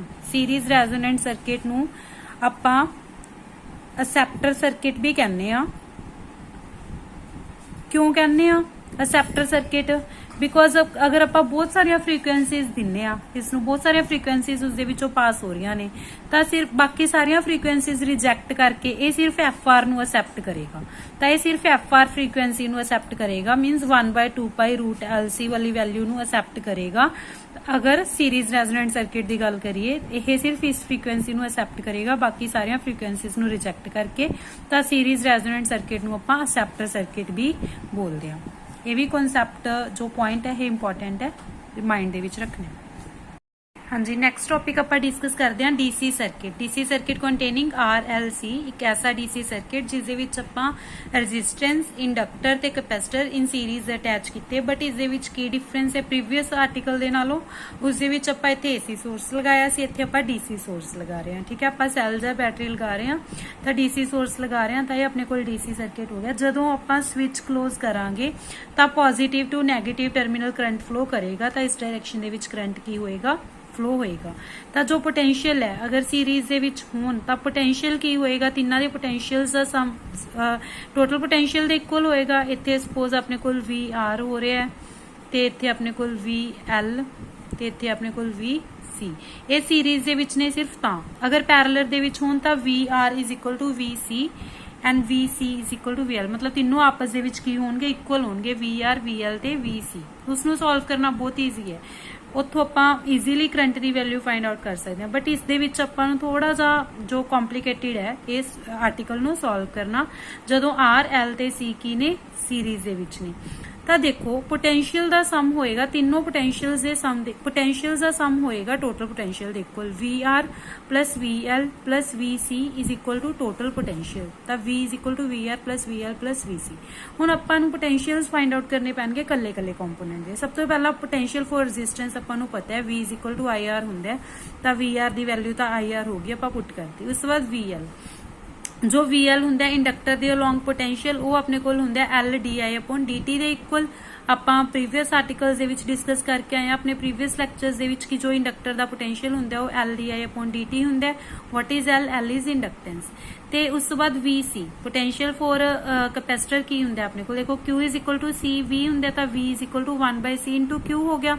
ते Q अपने कोल जो हुंदा, देखो आपां नूं पता है भी करंट अपने कोल चार्ज अपॉन टाइम दे इक्वल हुंदा dQ/dt दी। तो अगर आप इत्थों Q कड्ढीए हो जाऊगा I into dt the integration they equal. तो अपने कोल आपां अगर इत्थों पोटेंशियल की वैल्यू फाइंड आउट की कितनी आ गई, पोटेंशियल की वैल्यू फाइंड आउट की 1/C इंटू Q हुंदी है, तो Q की आपां वैल्यू पुट कर दांगे तो पोटेंशियल आ गया 1/C integration of I dt। तो ये वैल्यू आप इत्थे पुट करती। तो तीनों के पोटेंशियल्स आप फाइंड आउट किए तो आप total potential they which value की करती, पुट करती। हुण देखो जदों जदों करंट फ्लो होएगा, पहला आप लैके चल रहे हैं कि जो अपने कोल इंडक्टर ते कैपेसिटर ने, कैपेसिटर दे विच बिल्कुल भी चार्ज नहीं हैगा इनिशियली, जो तक आपां की क्लोज नहीं कीती, ते ना ही अपने कोल इंडक्टर दे विचों कोई भी करंट फ्लो हो रहा है। ठीक है, तो उस टाइम अपने को जो पोटेंशियल आप अप्लाई कर रहे हैं वो अपने को की है कॉन्स्टेंट, बिकॉज ये अपने को अल्टरनेटिंग सोर्स नहीं है, डीसी सोर्स है। डीसी सोर्स का पोटेंशियल की होंगे कॉन्स्टेंट, तो वी अपने को की है 0, पोटेंशियल कॉन्स्टेंट है, वी कॉन्स्टेंट है। हुण आपां जो इक्वेशन है आपां इसनूं डेरीवेट करते हैं दोनों साइड ते, जो लैफ्ट हैंड साइड है तो 0 ही होगी, डेरीवेशन ऑफ वी करांगे 0, ते इधर अपने को जो आर है वो कॉन्स्टेंट है, D I upon D T आ जाएगा, इत्थे एल कॉन्स्टेंट है, D square I upon D T square आ जाएगा, इत्थे 1/c। इंटीग्रेशन की डेरीवेशन करांगे जो आप with respect to T, T दे विद रिस्पैक्ट टू इंटीग्रेशन है, डेरीवेशन भी विद रिस्पैक्ट टू टी है, तो इंटीग्रेशन ते डेरीवेशन एक दूजे खत्म कर देंगे, इत्थे की रह जाएगा कल्ला आई। तो अपने को देखो फिर आप थोरोली पूरी इक्वेशन नू आर दे नाल एल दे नाल की कर लिया, डिवाइड कर लिया। तो एल दे नाल डिवाइड करांगे, इत्थे बचूगा D square I upon D T square लिख लिया, इत्थे बचेगा R upon L D I by D T, इत्थे बचेगा 1/LC into I equal to 0। हुण अगर आप D square by D T square नू कैपिटल डी स्केयर लिख लिया, डी बाय डी टी नू कैपिटल डी लिख लिया, तो ये अपने को एक डिफरेंशियल इक्वेशन बन गई, सैकेंड ऑर्डर की डिफरेंशियल इक्वेशन, जिसनों आप सॉल्व करांगे। सॉल्व करके आप इस दे विचों करंट की वैल्यू फाइंड आउट करांगे। तो अगर आप देखिए आप जो डिफरेंशियल वाला पार्ट होंगे, सिर्फ डिफरेंशियल वाला पार्ट, इसनों आप कहने करैक्टरिस्टिक इक्वेशन। अगर देखिए इसकी करैक्टरिस्टिक इक्वेशन की है D square plus R by L D plus 1/LC equal to 0। अगर आप इसनों इस इक्वेशन नाल कंपेयर करिए a x square plus b x plus c, तो इसनों आप किस तरीके नाल सॉल्व करते हैं, क्वाड्रेटिक फॉर्मूले नाल। क्वाड्रेटिक फॉर्मूला की होंगे एक्स की वैल्यू कड्डांगे minus b plus minus root of b square minus 4ac is equal to 2e। A की है अपने को coefficient of x square, b की है कोफिशिएंट ऑफ एक्स, ते सी की है कॉन्स्टेंट। ये अपने को क्वाड्रेटिक फॉर्मूला है जो आप अपनी जूनियर क्लासेस दे विच कीता होया। ठीक है, हुण अगर आप इत्थों देखिए कंपेयर करिए, अपने को ए की वैल्यू तो 1 है, एक्स की प्लेस से अपने को की है डी, ए की वैल्यू 1, बी की वैल्यू आर बाय एल, ते सी की वैल्यू 1/LC। वो सारिया वैल्यूज आप इस इक्वेशन च पुट करता, तो अपने को डी की वैल्यू आ जाएगी, ये डी की वैल्यू आ गई। जेड़ा ये ओवर च 2a है, ए तो 1 है जी, जेड़ा ये ओवर च 2 है, अगर आप इनू इत्थे ही लैके जाइए ऊपर, इत्थे 2 आ जाएगा। ये 2 जो रूट के अंदर जाएगा तो 4 जाएगा बन के, तो इत्थे 4l स्केयर आ जाएगा, इत्थे 4 नाल 4 कट जाएगा, तो इत्थे 1/LC बच गया। आप इनू स्केयर च लिखिए 4 नू, तो आप 2l का होल स्केयर लिख सकते हैं, तो आप इसनू इस वे नाल लिख सकते हैं। तो अपने को 2 रूट्स आएंगे, D1 ते D2, एक बार प्लस लैके एक बार माइनस लैके। तो अगर आप जो माइनस r/2l है K1 लै लीए, तो जो अपने को रूट r/2l का होल स्केयर माइनस 1/LC है, इसनू K2 मान लीए। तो ये 2 रूट्स ने, एक D1 जो K1 प्लस K2 करके आ रही है, एक D2 जो K1 माइनस K2 करके आ रही है। तो ये अपने को एक इक्वेशन सी जिसनों आप सॉल्व करना सी, आप उसी करैक्टरिस्टिक इक्वेशन लई करैक्टरिस्टिक इक्वेशन दे रूट्स कढ ले।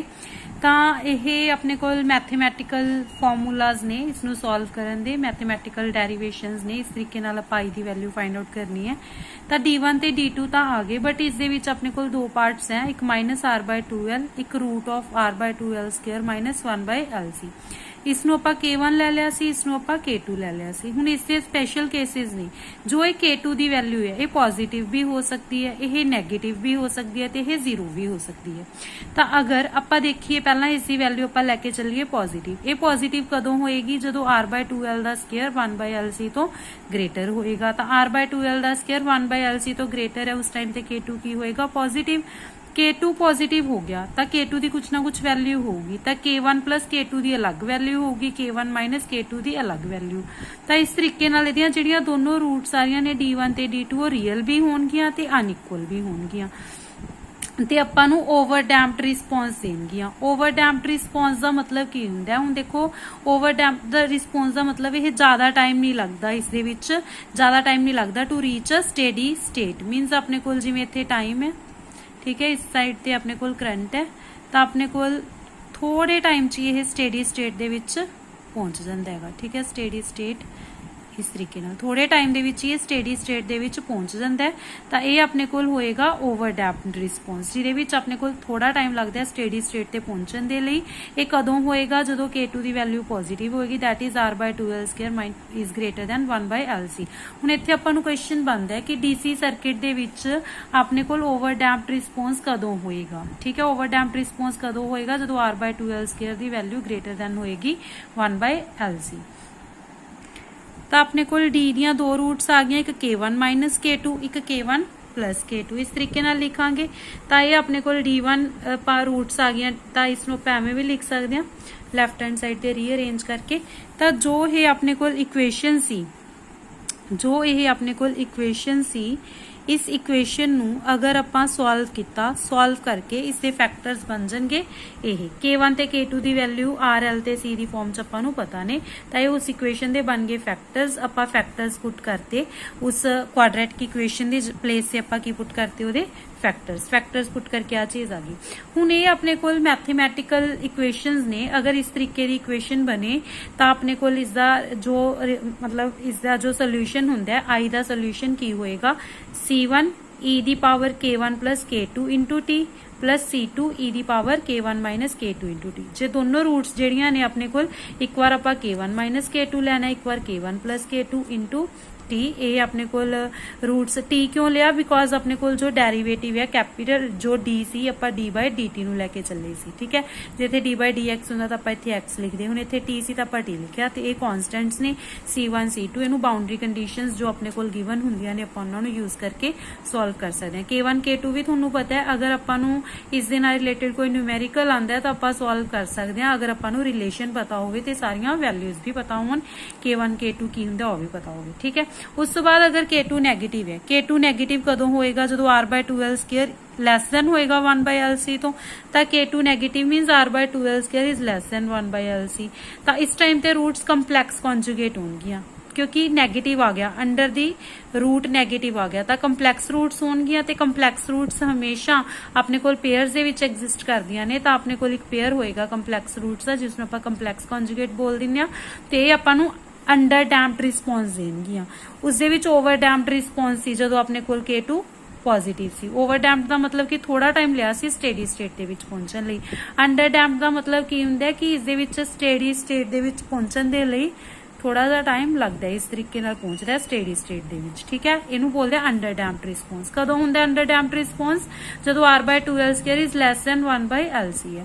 ਤਾਂ ਇਸ ਟਾਈਮ ਤੇ ਜਿਹੜੀਆਂ ਰੂਟਸ ਹੋਣਗੀਆਂ ਉਹ ਕੀ ਹੋਣਗੀਆਂ, ਇੱਕ k1 ਮਾਈਨਸ ਆਇਓਟਾ k2, ਤਾਂ ਦੂਜੀ ਕੀ ਹੋ ਜਾਏਗੀ k1 ਪਲਸ ਆਇਓਟਾ k2, ਬਿਕੋਜ਼ ਆਪਣੇ ਕੋਲ ਕੰਪਲੈਕਸ ਰੂਟਸ ਹੋਣਗੀਆਂ ਤਾਂ ਪੇਅਰਸ ਦੇ ਵਿੱਚ ਹੋਣਗੀਆਂ।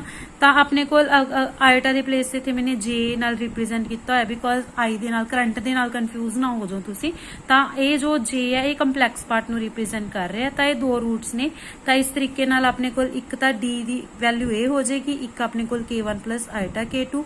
ਤਾਂ ਇਹਦੇ ਦੋਨੋਂ ਫੈਕਟਰਸ ਆਪਣੇ ਕੋਲ ਕੀ ਆ ਜਾਣਗੇ, d minus k1 minus ਆਇਓਟਾ k2, ਇੱਕ d minus k1 plus ਆਇਓਟਾ k2। ਤਾਂ ਇਸ ਰੂਟ से ਆਪਣੇ ਕੋਲ ਇਹ ਦੋ फैक्टर्स होगी, ठीक है। तो ये दोनों फैक्टर्स ने। तो इस टाइप की इक्वेशन आवे जो अपने को कंपलैक्स रूट्स होन तो उसका रिजल्टेंट की होंगे, जिवें इसका रिजल्टेंट किसी c1 e दी power k1 plus k2 into T plus c2 e दी power k1 minus k2 into T.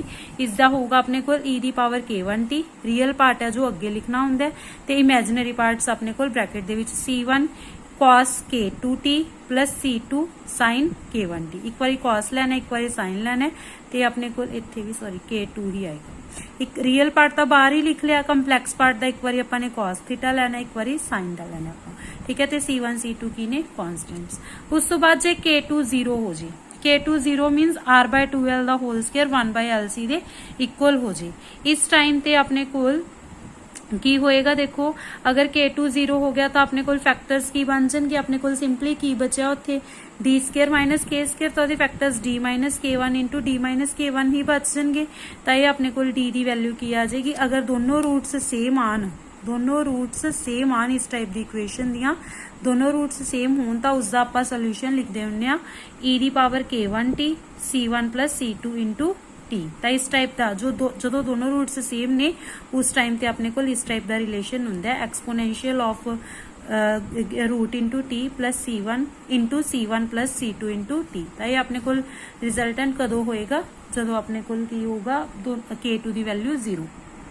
तो इस केस दे विच स्टेबल होने ते बहुत ज़्यादा घट टाइम लगेगा, जिवें अपने कोल जो ओवरडैम्प्ड रिस्पॉन्सिस दे विच फिर भी थोड़ा जा टाइम लगता इस भी घट टाइम सी, but as compare to this case उस केस दे विच ज़्यादा टाइम लगता सी, इस दे विच बहुत थोड़ा टाइम लगता है स्टेबल रिस्पॉन्स शो करन दे लई। ਤਾਂ ਇਸ ਦੇ ਨਾਲ ਰਿਲੇਟਡ ਆਪਾਂ ਸਾਰੀ ਥਿਊਰੀ ਵੀ ਡਿਸਕਸ ਕੀਤੀ, ਸਾਰੇ ਫਾਰਮੂਲਾਜ਼ ਵੀ ਡਿਸਕਸ ਕੀਤੇ। ਅਗਰ ਕੋਈ ਥਿਓਰੈਟੀਕਲ MCQ ਆਂਦਾ ਤਾਂ ਉਸ ਨੂੰ ਵੀ ਆਪਾਂ ਕਰ ਸਕਦੇ ਹਾਂ, ਅਗਰ ਕੋਈ ਨਿਊਮੈਰੀਕਲ ਆਂਦਾ ਉਸ ਨੂੰ ਵੀ ਆਪਾਂ ਸੋਲਵ ਕਰ ਸਕਦੇ ਹਾਂ। ਇਹ ਆਪਣੇ ਕੋਲ ਸੀਰੀਜ਼ ਦੇ ਵਿੱਚ ਸੀ, RL ਤੇ ਸੀ। ਅਗਰ ਪੈਰਲਲ ਦੇ ਵਿੱਚ ਹੋਣ ਤਾਂ ਆਪਾਂ ਵੋਲਟੇਜ ਤਿੰਨਾਂ ਦੀ ਇਕੁਅਲ ਰੱਖਦੇ ਹਾਂ, ਜਿਵੇਂ ਇਸ ਦੀ ਵੋਲਟੇਜ ਇਹਦੇ ਇਕੁਅਲ ਹੋਗੀ ਤੇ ਰੈਜ਼ਿਸਟੈਂਸ ਦੀ ਵੋਲਟੇਜ ਕੈਪੈਸਿਟਰ ਦੇ ਵੀ ਇਕੁਅਲ ਹੋਏਗੀ, ਤਾਂ ਆਪਾਂ ਇਕੁਅਲ ਰੱਖ ਕੇ ਉਸ ਤਰੀਕੇ ਨਾਲ ਸੋਲਵ ਕਰਾਂਗੇ I the value. But series ਦੇ ਵਿੱਚ ਆਪਣੇ ਕੋਲ ਡਿਫਰੈਂਸ਼ੀਅਲ ਇਕੁਏਸ਼ਨ ਬਣੀ ਹੈ, ਸੋਲਵ ਕਰਕੇ ਆਪਣੇ ਕੋਲ ਕੁਝ ਇੰਪੋਰਟੈਂਟ ਰਿਲੇਸ਼ਨਸ ਨੇ ਜੋ ਉਹ ਬਣੇ ਨੇ, ਜੋ ਆਪਾਂ ਨੂੰ ਕਲੀਅਰ ਹੋਣੇ ਚਾਹੀਦੇ ਆ। ਹਾਂਜੀ, ਨੈਕਸਟ ਟੌਪਿਕ ਹੈ ਆਪਣਾ ਸੀਰੀਜ਼ ਐਂਡ ਪੈਰਲਲ ਰੈਜ਼ੋਨੈਂਸ। ਤਾਂ series and parallel resonance discuss ਕਰਨ ਤੋਂ ਪਹਿਲਾਂ ਆਪਾਂ ਨੂੰ ਸਭ ਤੋਂ ਪਹਿਲਾਂ ਇਹ ਪਤਾ ਹੋਣਾ ਚਾਹੀਦਾ ਹੈ ਕਿ ਰੈਜ਼ੋਨੈਂਸ ਕੀ ਹੁੰਦੀ ਹੈ। ਰੈਜ਼ੋਨੈਂਸ ਆਪਣੇ ਕੋਲ ਇੱਕ ਐਸੀ ਕੰਡੀਸ਼ਨ ਹੁੰਦੀ ਹੈ ਜਿਸ ਦੇ ਵਿੱਚ ਆਪਾਂ ਜੋ ਵੀ ਸਰਕਟ ਹੈ ਉਸ ਦੀ ਇੰਪੀਡੈਂਸ ਜਾਂ ਤਾਂ ਮੈਕਸਿਮਮ ਕਰੀਏ ਜਾਂ ਫਿਰ ਮਿਨੀਮਮ ਕਰੀਏ। ਇੰਪੀਡੈਂਸ ਚੇਂਜ ਹੋਣ ਨਾਲ ਕਰੰਟ ਵੀ ਚੇਂਜ ਹੋਏਗਾ, ਮੀਨਸ ਜਦੋਂ ਇੰਪੀਡੈਂਸ ਮੈਕਸਿਮਮ ਹੋਏਗੀ ਤਾਂ ਕਰੰਟ ਮਿਨੀਮਮ ਹੋ ਜਾਏਗਾ, ਜਦੋਂ ਇੰਪੀਡੈਂਸ ਮਿਨੀਮਮ ਹੋ ਜਾਏਗੀ ਤਾਂ ਕਰੰਟ ਮੈਕਸਿਮਮ ਹੋ ਜਾਏਗਾ। ਤਾਂ ਆਪਾਂ ਕਹਿ ਸਕਦੇ ਹਾਂ ਕਿ ਅਗਰ ਆਪਾਂ ਇੰਪੀਡੈਂਸ ਨੂੰ ਮੈਕਸਿਮਮ ਜਾਂ ਮਿਨੀਮਮ ਕਰੀਏ ਜਾਂ ਫਿਰ ਕਹਿ ਸਕਦੇ ਹਾਂ ਕਰੰਟ ਨੂੰ ਮੈਕਸਿਮਮ ਜਾਂ ਮਿਨੀਮਮ ਕਰੀਏ, ਬਟ ਕਿਵੇਂ ਕਰੀਏ ਆਪਾਂ ਉਸ ਨੂੰ ਬਾਈ changing the frequency of AC, ਕਿ ਜੋ ਆਪਾਂ AC ਸੋਰਸ ਲਗਾਉਂਦੇ ਆ ਉਸ ਦੀ ਫ੍ਰੀਕੁਐਂਸੀ ਚੇਂਜ ਕਰਕੇ ਅਗਰ ਆਪਾਂ ਇੰਪੀਡੈਂਸ ਨੂੰ ਮੈਕਸਿਮਮ ਜਾਂ ਮਿਨੀਮਮ ਕਰਦੇ ਆ ਉਸ ਨੂੰ ਆਪਾਂ ਬੋਲਦੇ ਆ ਰੈਜ਼ੋਨੈਂਸ। ਉਸ ਕੰਡੀਸ਼ਨ ਨੂੰ ਜਿਸ ਦੇ ਵਿੱਚ ਇੰਪੀਡੈਂਸ ਮੈਕਸਿਮਮ ਹੋਵੇ ਜਾਂ ਫਿਰ ਮਿਨੀਮਮ ਹੋਵੇ। ਤੇ ਸਰਕਟ ਦੇ ਵਿੱਚ ਆਪਾਂ ਕੀ ਲਗਾਇਆ ਹੁੰਦਾ, ਇੰਡਕਟਰ ਤੇ ਕੈਪੈਸਿਟਰ। ਤਾਂ ਸਭ ਤੋਂ ਪਹਿਲਾਂ ਆਪਾਂ ਸੀਰੀਜ਼ ਰੈਜ਼ੋਨੈਂਸ ਸਰਕਟ ਡਿਸਕਸ ਕਰਾਂਗੇ। ਇਸ ਦੇ ਵਿੱਚ ਆਪਣੇ ਕੋਲ ਇੱਕ ਸਰਕਟ ਹੈ, ਦੇਖੋ L, C ਤੇ R, ਇੰਡਕਟਰ, ਕੈਪੈਸਿਟਰ ਤੇ ਰੈਜ਼ਿਸਟਰ ਆਪਣੇ ਕੋਲ ਤਿੰਨੋਂ ਕਿਸ ਦੇ ਵਿੱਚ ਲੱਗੇ ਹੋਏ ਨੇ, ਸੀਰੀਜ਼ ਦੇ ਵਿੱਚ ਲੱਗੇ ਹੋਏ ਨੇ, ਕਰੰਟ ਫਲੋ ਕਰ ਰਿਹਾ ਇਸ ਦੇ ਵਿੱਚੋਂ। ਜਿਹੜਾ ਸੀਰੀਜ਼ ਰੈਜ਼ੋਨੈਂਟ ਸਰਕਟ ਹੁੰਦਾ ਉਸ ਦੇ ਵਿੱਚੋਂ ਦੇਖੋ I ਤਾਂ ਮੈਕਸਿਮਮ ਹੋਏਗਾ ਤੇ Z ਮਿਨੀਮਮ ਹੋਏਗਾ, ਤੇ ਪੈਰਲਲ ਦੇ ਵਿੱਚ ਆਪੋਜ਼ਿਟ ਹੁੰਦਾ I ਮਿਨੀਮਮ Z ਮੈਕਸਿਮਮ। ਤਾਂ I ਮੈਕਸਿਮਮ Z ਮਿਨੀਮਮ, ਇਸ ਕੰਡੀਸ਼ਨ ਨੂੰ ਆਪਾਂ ਅਟੇਨ ਕਿਵੇਂ ਕਰਦੇ ਆ ਉਹ ਆਪਾਂ ਦੇਖਾਂਗੇ। ਸੀਰੀਜ਼ ਰੈਜ਼ੋਨੈਂਟ ਸਰਕਟ ਦੇ ਵਿੱਚ I ਮੈਕਸਿਮਮ Z ਮਿਨੀਮਮ। ਤਾਂ ਸਭ ਤੋਂ ਪਹਿਲਾਂ ਤਾਂ ਇਹ ਚੀਜ਼ ਦੇਖੋ ਕਿ ਆਪਾਂ ਇਹ ਸਰਕਟ ਹੁਣੀ ਡਿਸਕਸ ਕਰਕੇ ਆਏ ਆ, ਪਿੱਛੇ ਆਪਾਂ ਉਸ ਦੇ ਵਿੱਚ ਇੰਪੀਡੈਂਸ ਫਾਈਂਡ ਆਊਟ ਕੀਤੀ ਸੀ। ਇਹ ਇੰਪੀਡੈਂਸ ਫਾਈਂਡ ਆਊਟ ਕੀਤੀ ਸੀ XL ਤੇ XC, ਇਹਨਾਂ ਦੇ ਵੈਲਿਊਜ਼ ਵੀ ਆਪਾਂ ਨੂੰ ਪਤਾ ਨੇ ਵੀ ਕੀ ਹੁੰਦੀਆਂ ਨੇ। XL ਓਮੇਗਾ L ਹੁੰਦਾ ਤੇ XC 1/ω_C ਹੁੰਦਾ। ਤਾਂ ਇਹ ਆਪਾਂ ਹੁਣੀ ਫਾਈਂਡ ਆਊਟ ਕਰਕੇ ਆਏ। ਤੇ ਦੂਜੀ ਚੀਜ਼ ਆਪਾਂ ਨੂੰ ਇਹ ਵੀ ਪਤਾ ਹੈ ਕਿ ਜੋ Z ਹੈ, ਜੋ ਰੈਜ਼ਿਸਟੈਂਸ ਹੈ, ਉਹ ਕਰੰਟ ਤੇ ਇਨਵਰਸਲੀ ਪ੍ਰੋਪੋਰਸ਼ਨਲ ਹੁੰਦੀ ਹੈ। ਤਾਂ ਜੇ I ਮੈਕਸਿਮਮ ਹੋਏਗਾ ਤਾਂ Z ਮਿਨੀਮਮ, ਅਗਰ I ਮਿਨੀਮਮ ਤਾਂ Z ਮੈਕਸਿਮਮ। ਤਾਂ ਇਸ ਦੇ ਵਿੱਚ ਕੀ ਹੋਊਗਾ, ਜਦੋਂ ਆਪਾਂ ਇੱਥੇ ਸੋਰਸ ਲਗਾਇਆ ਆਪਾਂ ਹੌਲੀ ਹੌਲੀ ਇਸ ਦਾ ਕਰੰਟ ਇਨਕਰੀਜ਼ ਕਰ ਰਹੇ ਹਾਂ, ਤੇ ਜਿਵੇਂ ਜਿਵੇਂ ਇਸ ਦੇ ਵਿੱਚੋਂ ਕਰੰਟ ਇਨਕਰੀਜ਼ ਕਰੇਗਾ ਤਾਂ ਉਵੇਂ ਉਵੇਂ ਕੀ ਕਰੂਗਾ, Z ਡਿਕਰੀਜ਼ ਕਰੂਗਾ। ਤਾਂ I is maximum. I maximum ਕਦੋਂ ਹੋਏਗਾ, ਆਪਾਂ ਨੂੰ ਇਹ ਪਤਾ ਹੈ ਵੀ ਜੋ ਆਪਣੇ ਕੋਲ I ਦੀ ਵੈਲਿਊ ਹੁੰਦੀ ਹੈ ਉਹ E/Z ਦੇ ਇਕੁਅਲ ਹੁੰਦੀ ਹੈ। ਤਾਂ ਜਦੋਂ Z ਮਿਨੀਮਮ ਹੋਏਗਾ ਉਦੋਂ I ਮੈਕਸਿਮਮ ਹੋਏਗਾ। ਤਾਂ Z ਮਿਨੀਮਮ ਕਦੋਂ ਹੋਏਗਾ, ਜਦੋਂ XL XC ਦੀ ਵੈਲਿਊ ਕੀ ਹੋ ਜਾਏਗੀ, 0। ਆਪਾਂ ਹੁਣੇ ਡਿਸਕਸ ਕਰਕੇ ਆਏ ਆ। ਤਾਂ I ਮੈਕਸਿਮਮ ਕਦੋਂ ਹੋਏਗਾ, ਜਦੋਂ XL XC ਦੀ ਵੈਲਿਊ ਕੀ ਹੋਊਗੀ, 0। ਮਤਲਬ XL ਤੇ XC ਕੀ ਹੋਣਗੇ, ਆਪਸ ਦੇ ਵਿੱਚ ਇਕੁਅਲ ਹੋਣਗੇ। ਉਸ ਟਾਈਮ ਤੇ I ਕੀ ਹੋਏਗਾ, ਮੈਕਸਿਮਮ ਹੋਏਗਾ। ਤੇ XL ਦੀ ਵੈਲਿਊ ω_L ਹੈ ਤੇ XC ਦੀ ਵੈਲਿਊ 1/ω_C ਹੈ। ਪੁੱਟ ਕੀਤੀ ਆਪਣੇ ਕੋਲ ਇਹ ਕੰਡੀਸ਼ਨਸ ਆਪਾਂ ਡਿਰਾਈਵ ਕਰ ਵੀ ਚੁੱਕੇ। ਵੈਸੇ ਇਹਨੂੰ ਇੱਕ ਵਾਰ ਦੁਬਾਰਾ ਦੇਖ ਰਹੇ ਹਾਂ ਆਪਾਂ। ω = 2πf ਹੁੰਦਾ 1/√LC, f ਦੀ ਵੈਲਿਊ 1/2π√LC। f r ਨਾਲ ਕਿਉਂ ਡਿਨੋਟ ਕਰ ਰਹੇ ਹਾਂ, ਬਿਕੋਜ਼ ਇਹ ਆਪਾਂ ਰੈਜ਼ੋਨੈਂਸ ਦੀ ਕੰਡੀਸ਼ਨ ਲੈ ਰਹੇ ਹਾਂ। ਮਤਲਬ ਜਦੋਂ I ਮੈਕਸਿਮਮ ਹੋਊਗਾ Z ਮਿਨੀਮਮ ਹੋਊਗਾ, ਉਸ ਟਾਈਮ ਤੇ ਆਪਾਂ ਗੱਲ ਕਰ ਰਹੇ ਹਾਂ। Z ਮਿਨੀਮਮ ਜਦੋਂ ਹੋਊਗਾ ਉਸ ਟਾਈਮ ਦੀ ਗੱਲ ਕਰ ਰਹੇ ਹਾਂ। ਤਾਂ ਇਸ ਨੂੰ ਆਪਾਂ ਕਹਿੰਦੇ ਹਾਂ ਰੈਜ਼ੋਨੈਂਸ ਫ੍ਰੀਕੁਐਂਸੀ, ਬਿਕੋਜ਼ ਆਪਾਂ ਕਿਹਾ ਰੈਜ਼ੋਨੈਂਸ ਉਹ ਕੰਡੀਸ਼ਨ ਹੈ ਜਦੋਂ Z ਮੈਕਸਿਮਮ ਜਾਂ ਮਿਨੀਮਮ ਹੋਵੇ। ਤਾਂ ਇੱਥੇ ਆਪਾਂ ਮਿਨੀਮਮ Z ਦੀ ਵੈਲਿਊ ਦੀ ਗੱਲ ਕਰ ਰਹੇ ਹਾਂ।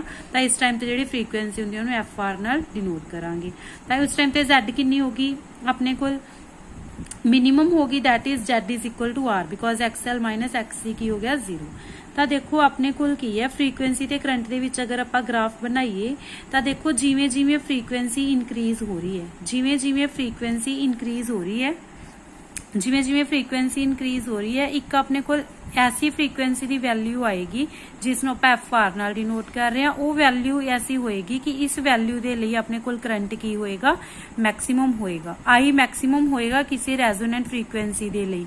ਉਸ ਤੋਂ ਬਾਅਦ ਅਗਰ ਆਪਾਂ ਫ੍ਰੀਕੁਐਂਸੀ ਇਨਕਰੀਜ਼ ਕਰ ਰਹੇ ਹਾਂ ਤਾਂ ਵੀ ਕਰੰਟ ਕੀ ਹੋ ਰਿਹਾ, ਡਿਕਰੀਜ਼ ਹੋ ਰਿਹਾ।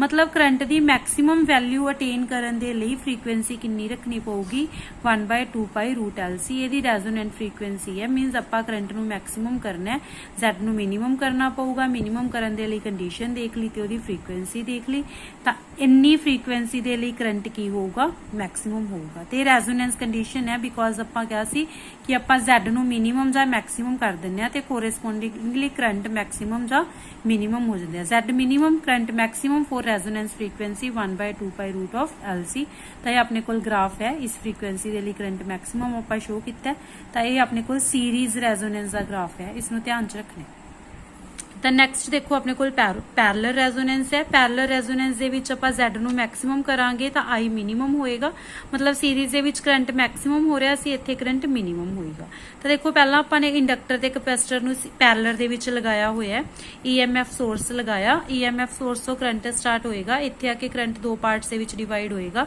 IL ਉਹ ਕਰੰਟ ਹੈ ਜੋ ਇੰਡਕਟਰ ਚੋਂ ਪਾਸ ਹੋ ਰਿਹਾ ਤੇ IC ਉਹ ਕਰੰਟ ਹੈ ਜੋ ਕੈਪੈਸਿਟਰ ਚੋਂ ਪਾਸ ਹੋ ਰਿਹਾ IL ਆਪਾਂ ਨੂੰ ਪਤਾ ਹੈ ਵੀ ਜੋ ਕਰੰਟ ਹੁੰਦਾ ਉਹ V/R ਦੇ ਇਕੁਅਲ ਹੁੰਦਾ IL E/XL XL ਮਤਲਬ ਇੰਡਕਟਰ ਦੀ ਰੈਜ਼ਿਸਟੈਂਸ ਤੇ IC E/XC ਹੁਣ ਅਗਰ ਆਪਾਂ ਦੇਖੀਏ ਇੱਥੇ ਆਪਾਂ ਥੀਟਾ ਕੀ ਲੈ ਕੇ ਚੱਲਾਂਗੇ ਆਪਾਂ ਨੇ ਜੋ ਪੋਟੈਂਸ਼ੀਅਲ ਦਿੱਤਾ EMF ਦਿੱਤਾ ਉਸ ਦਾ ਫੇਜ਼ ਹੈ ਓਮੇਗਾ ਟੀ ਆਪਾਂ ਨੂੰ ਇਹ ਪਤਾ ਹੈ ਕਿ ਇੰਡਕਟਰ ਦੇ ਕੇਸ ਦੇ ਵਿੱਚ ਜੋ ਕਰੰਟ ਹੁੰਦਾ ਹੈ ਉਹ ਪੋਟੈਂਸ਼ੀਅਲ ਤੋਂ π/2 ਦੇ ਨਾਲ ਪਿੱਛੇ ਹੁੰਦਾ ਹੈ current lags behind potential by π/2 in case of inductor ਤਾਂ ਆਪਾਂ ਜੋ EMF ਦਾ ਫੇਜ਼ ਸੀ ਉਸ ਦੇ ਵਿੱਚੋਂ π/2 ਮਾਈਨਸ ਕਰਕੇ ਲਵਾਂਗੇ ਕਰੰਟ ਦਾ ਫੇਜ਼ ਤੇ ਉਸ ਦੇ ਬਾਅਦ ਜੋ ਕੈਪੈਸਿਟਰ ਹੁੰਦਾ ਉਸ ਦੇ ਵਿੱਚ I ਹੁੰਦਾ ਜੋ ਲੀਡ ਕਰ ਰਿਹਾ ਹੁੰਦਾ V ਨੂੰ π/2 ਦੇ ਨਾਲ ਤਾਂ ਜੋ ਇੱਥੇ EMF ਦਾ ਆਪਣੇ ਕੋਲ ਫੇਜ਼ ਹੈ ਉਸ ਦੇ ਵਿੱਚ π/2 ਐਡ ਕਰਕੇ ਆਪਾਂ ਕੈਪੈਸਿਟਰ ਦਾ ਕਰੰਟ ਲਵਾਂਗੇ ਤਾਂ ਇੰਨੀ ਚੀਜ਼ ਸਮਝ ਆ ਰਹੀ ਹੈ ਕਿ ਆਪਾਂ ਇੱਥੇ -π/2 ਕਿਉਂ ਲਿਆ ਇੱਥੇ +π/2 ਕਿਉਂ ਲਿਆ ਤਾਂ ਅਗਰ ਆਪਾਂ omega T -π/2 sine omega T -π/2 ਦੇਖੀਏ ਤਾਂ ਆਪਾਂ ਇਸ ਦੇ ਵਿੱਚੋਂ ਮਾਈਨਸ ਬਾਹਰ ਕੱਢਾਂਗੇ π/2 ਮਾਈਨਸ ਥੀਟਾ ਰਹਿ ਜਾਏਗਾ ਉਹਨੂੰ ਆਪਾਂ cos ਥੀਟਾ ਲਿਖ ਸਕਦੇ ਹਾਂ ਤਾਂ ਇੱਥੇ ਆ ਜਾਏਗਾ -cos ਓਮੇਗਾ ਟੀ ਤੇ ਸਾਈਨ π/2 ਪਲੱਸ ਥੀਟਾ ਕਿਸੇ ਇਕੁਅਲ ਹੁੰਦਾ cos ਥੀਟਾ ਦੇ ਤਾਂ ਇੱਥੇ ਆ ਜਾਏਗਾ cos ਓਮੇਗਾ ਟੀ ਤਾਂ ਇਹ ਆਪਣੇ ਕੋਲ IL ਤੇ IC ਦੀਆਂ ਵੈਲਿਊਜ਼ ਆ ਗਈਆਂ ਹੁਣ ਜੋ ਟੋਟਲ ਕਰੰਟ ਹੈ I ਉਹ IL ਪਲੱਸ IC ਦੇ equal he C because current he divide ਹੋ ਰਿਹਾ ਸੀ ਇੱਥੇ ਜਾ ਕੇ ਤਾਂ ਆਪਾਂ IL ਪਲੱਸ IC ਦੇ ਇਕੁਅਲ ਲਿਖ ਲਾਂਗੇ ਇਸ ਦੇ ਵਿੱਚੋਂ ਜੋ ਕਾਮਨ ਆਂਦਾ ਕਾਮਨ ਕਰਕੇ ਆਪਣੇ ਕੋਲ ਇੱਥੇ ਕੀ ਬਚਿਆ 1/XC - 1/XL XC ਦੀ ਵੈਲਿਊ ਆਪਾਂ ਨੂੰ ਪਤਾ ਹੈ 1/ωc ਹੁੰਦੀ ਹੈ ਉਹ ਪੁੱਟ ਕਰਤੀ ਤੇ XL ਦੀ ਵੈਲਿਊ ਪਤਾ ਓਮੇਗਾ L ਉਹ ਵੀ ਪੁੱਟ ਕਰਤੀ ਵੈਲਿਊਜ਼ ਪੁੱਟ ਕਰਕੇ ਆਪਣੇ ਕੋਲ ਇਹ ਕੰਡੀਸ਼ਨ ਬਣਦੀ ਹੈ ਹੁਣ ਇਸ ਦੇ ਵਿੱਚ ਅਗਰ ਆਪਾਂ ਦੇਖੀਏ ਇਸ ਦੇ ਵਿੱਚ ਓਮੇਗਾ C - 1/ωL ਅਗਰ ਇਹਦੀ ਵੈਲਿਊ ਮਿਨੀਮਮ ਹੋ ਜਾਏਗੀ ਐਕਚੁਅਲ ਚ ਨਾ ਇਹ ਜ਼ੀਰੋ ਨੂੰ ਅਪਰੋਚ ਨਹੀਂ ਕਰ ਸਕਦਾ ਬਿਕੋਜ਼ ਆਪਣੇ ਕੋਲ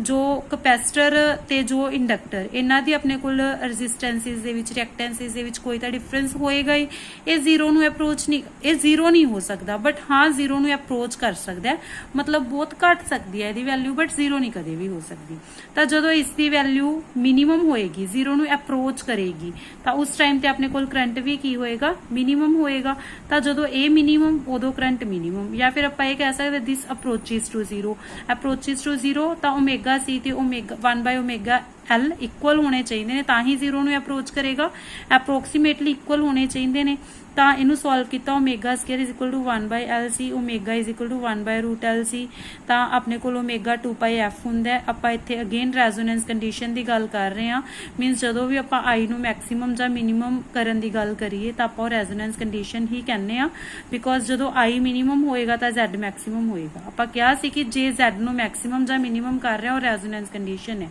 ਤਾਂ ਕਰੰਟ ਨੂੰ ਮਿਨੀਮਮ ਕਰ ਰਿਹਾ ਮਤਲਬ Z ਨੂੰ ਮੈਕਸਿਮਮ ਕਰ ਰਿਹਾ ਮਤਲਬ ਇਹ ਰੈਜ਼ੋਨੈਂਸ ਕੰਡੀਸ਼ਨ ਹੈ ਤਾਂ ਆਪਣੇ ਕੋਲ ਇੱਥੇ ਓਮੇਗਾ ਜੋ ਹੈ ਉਹਨੂੰ 2πfr ਲੈ ਕੇ ਚੱਲਾਂਗੇ ਬਿਕੋਜ਼ ਰੈਜ਼ੋਨੈਂਸ ਫ੍ਰੀਕੁਐਂਸੀ ਹੈ fr ਦੀ ਵੈਲਿਊ ਹੈਗੀ 1/2π√LC ਤਾਂ ਜਿਵੇਂ ਜਿਵੇਂ ਆਪਣੇ ਕੋਲ ਫ੍ਰੀਕੁਐਂਸੀ ਇਨਕਰੀਜ਼ ਹੋ ਰਹੀ ਹੈ ਫ੍ਰੀਕੁਐਂਸੀ ਆਪਣੇ ਕੋਲ ਇਨਕਰੀਜ਼ ਹੋ ਰਹੀ ਹੈ ਕਰੰਟ ਡਿਕਰੀਜ਼ ਹੋ ਰਿਹਾ ਹੈ ਕਰੰਟ ਘਟੇਗਾ ਤਾਂ fr ਉਹ ਵੈਲਿਊ ਹੈ ਜਿੱਥੇ ਆ ਕੇ ਆਪਣੇ ਕੋਲ ਕਰੰਟ ਕੀ ਹੋ ਜਾਂਦਾ ਹੈ ਮਿਨੀਮਮ ਹੋ ਜਾਂਦਾ ਹੈ ਬਿਕੋਜ਼ ਆਪਾਂ ਮਿਨੀਮਮ ਦੀ ਕੰਡੀਸ਼ਨ ਲਈ ਸੀ ਤਾਂ fr ਉਹ ਵੈਲਿਊ ਹੈ ਜਿੱਥੇ ਕਰੰਟ ਮਿਨੀਮਮ ਹੋ ਗਿਆ ਤੇ ਉਸ ਤੋਂ ਬਾਅਦ ਅਗਰ ਆਪਾਂ ਫ੍ਰੀਕੁਐਂਸੀ ਇਨਕਰੀਜ਼ ਕਰ ਰਹੇ ਹਾਂ ਤਾਂ ਕਰੰਟ ਫੇਰ ਇਨਕਰੀਜ਼ ਕਰ ਰਿਹਾ ਤਾਂ ਜੋ ਰੈਜ਼ੋਨੈਂਸ ਫ੍ਰੀਕੁਐਂਸੀ ਹੈ ਇਹ ਆਪਣੇ ਕੋਲ ਸੀਰੀਜ਼ ਦੇ ਲਈ ਵੀ ਤੇ ਪੈਰਲਲ ਦੇ ਲਈ ਵੀ ਦੋਨਾਂ ਦੇ ਲਈ ਕੀ ਹੈ ਇਕੁਅਲ ਹੈ ਬਟ ਸੀਰੀਜ਼ ਦੇ ਵਿੱਚ ਕਰੰਟ ਮੈਕਸਿਮਮ ਹੁੰਦਾ ਇਸ ਰੈਜ਼ੋਨੈਂਸ ਫ੍ਰੀਕੁਐਂਸੀ ਦੇ ਲਈ ਕਰੰਟ ਮੈਕਸਿਮਮ ਤੇ Z ਮਿਨੀਮਮ ਤੇ ਆਪਣੇ ਕੋਲ ਪੈਰਲਲ ਦੇ ਵਿੱਚ ਜੋ ਕਰੰਟ ਹੁੰਦਾ ਉਹ ਮਿਨੀਮਮ ਹੁੰਦਾ ਜਾਂ ਫਿਰ ਆਪਾਂ ਕਹਿ ਸਕਦੇ ਹਾਂ Z ਮੈਕਸਿਮਮ ਹੁੰਦੀ ਹੈ ਹਾਂਜੀ ਨੈਕਸਟ ਆਪਣੇ ਕੋਲ ਕੁਆਲਿਟੀ ਫੈਕਟਰ ਕੁਆਲਿਟੀ ਫੈਕਟਰ ਕੀ ਹੁੰਦਾ ਹੈ? ਕੁਆਲਿਟੀ ਫੈਕਟਰ ਐਕਚੁਅਲ ਚ ਰੇਸ਼ੋ ਹੁੰਦੀ ਹੈ ਕਿਸ ਦੀ? ਕੁਆਲਿਟੀ ਫੈਕਟਰ is the ratio of potential drop across L ਔਰ C to potential drop across R।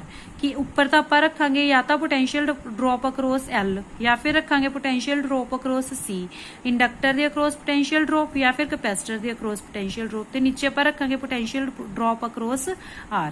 ਤਾਂ ਇਹ ਆਪਣੇ ਕੋਲ ਹੁੰਦੀ ਹੈ ਰੇਸ਼ੋ ਕੁਆਲਿਟੀ ਫੈਕਟਰ ਦੇ ਇਕੁਅਲ। ਪਹਿਲਾਂ ਆਪਾਂ ਫਰਸਟ ਲੈ ਕੇ ਚੱਲਦੇ ਹਾਂ quality factor potential drop across L upon potential drop across R।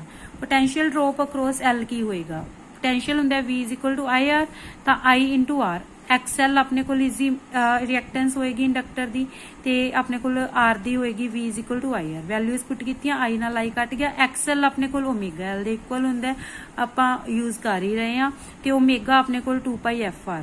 ਹੁਣ ਇੱਥੇ ਬਸ ਇੱਕ ਚੀਜ਼ ਦਾ ਧਿਆਨ ਰੱਖਣਾ ਹੈ ਕਿ ਜੋ ਪੋਟੈਂਸ਼ੀਅਲ ਡ੍ਰੌਪ ਦੀ ਆਪਾਂ ਗੱਲ ਕਰਦੇ ਹਾਂ ਉਹ ਆਪਾਂ ਰੈਜ਼ੋਨੈਂਸ ਕੰਡੀਸ਼ਨਸ ਦੇ ਵਿੱਚ ਹੀ ਗੱਲ ਕਰਦੇ ਹਾਂ, ਮਤਲਬ ਇਹਦੇ ਵਿੱਚ ਰੈਜ਼ੋਨੈਂਸ ਕੰਡੀਸ਼ਨਸ ਹੀ ਲੈ ਕੇ ਚੱਲਦੇ ਹਾਂ, ਤਾਂ ਆਪਾਂ ਇੱਥੇ ਫ੍ਰੀਕੁਐਂਸੀ fr ਹੀ ਯੂਜ਼ ਕਰਾਂਗੇ।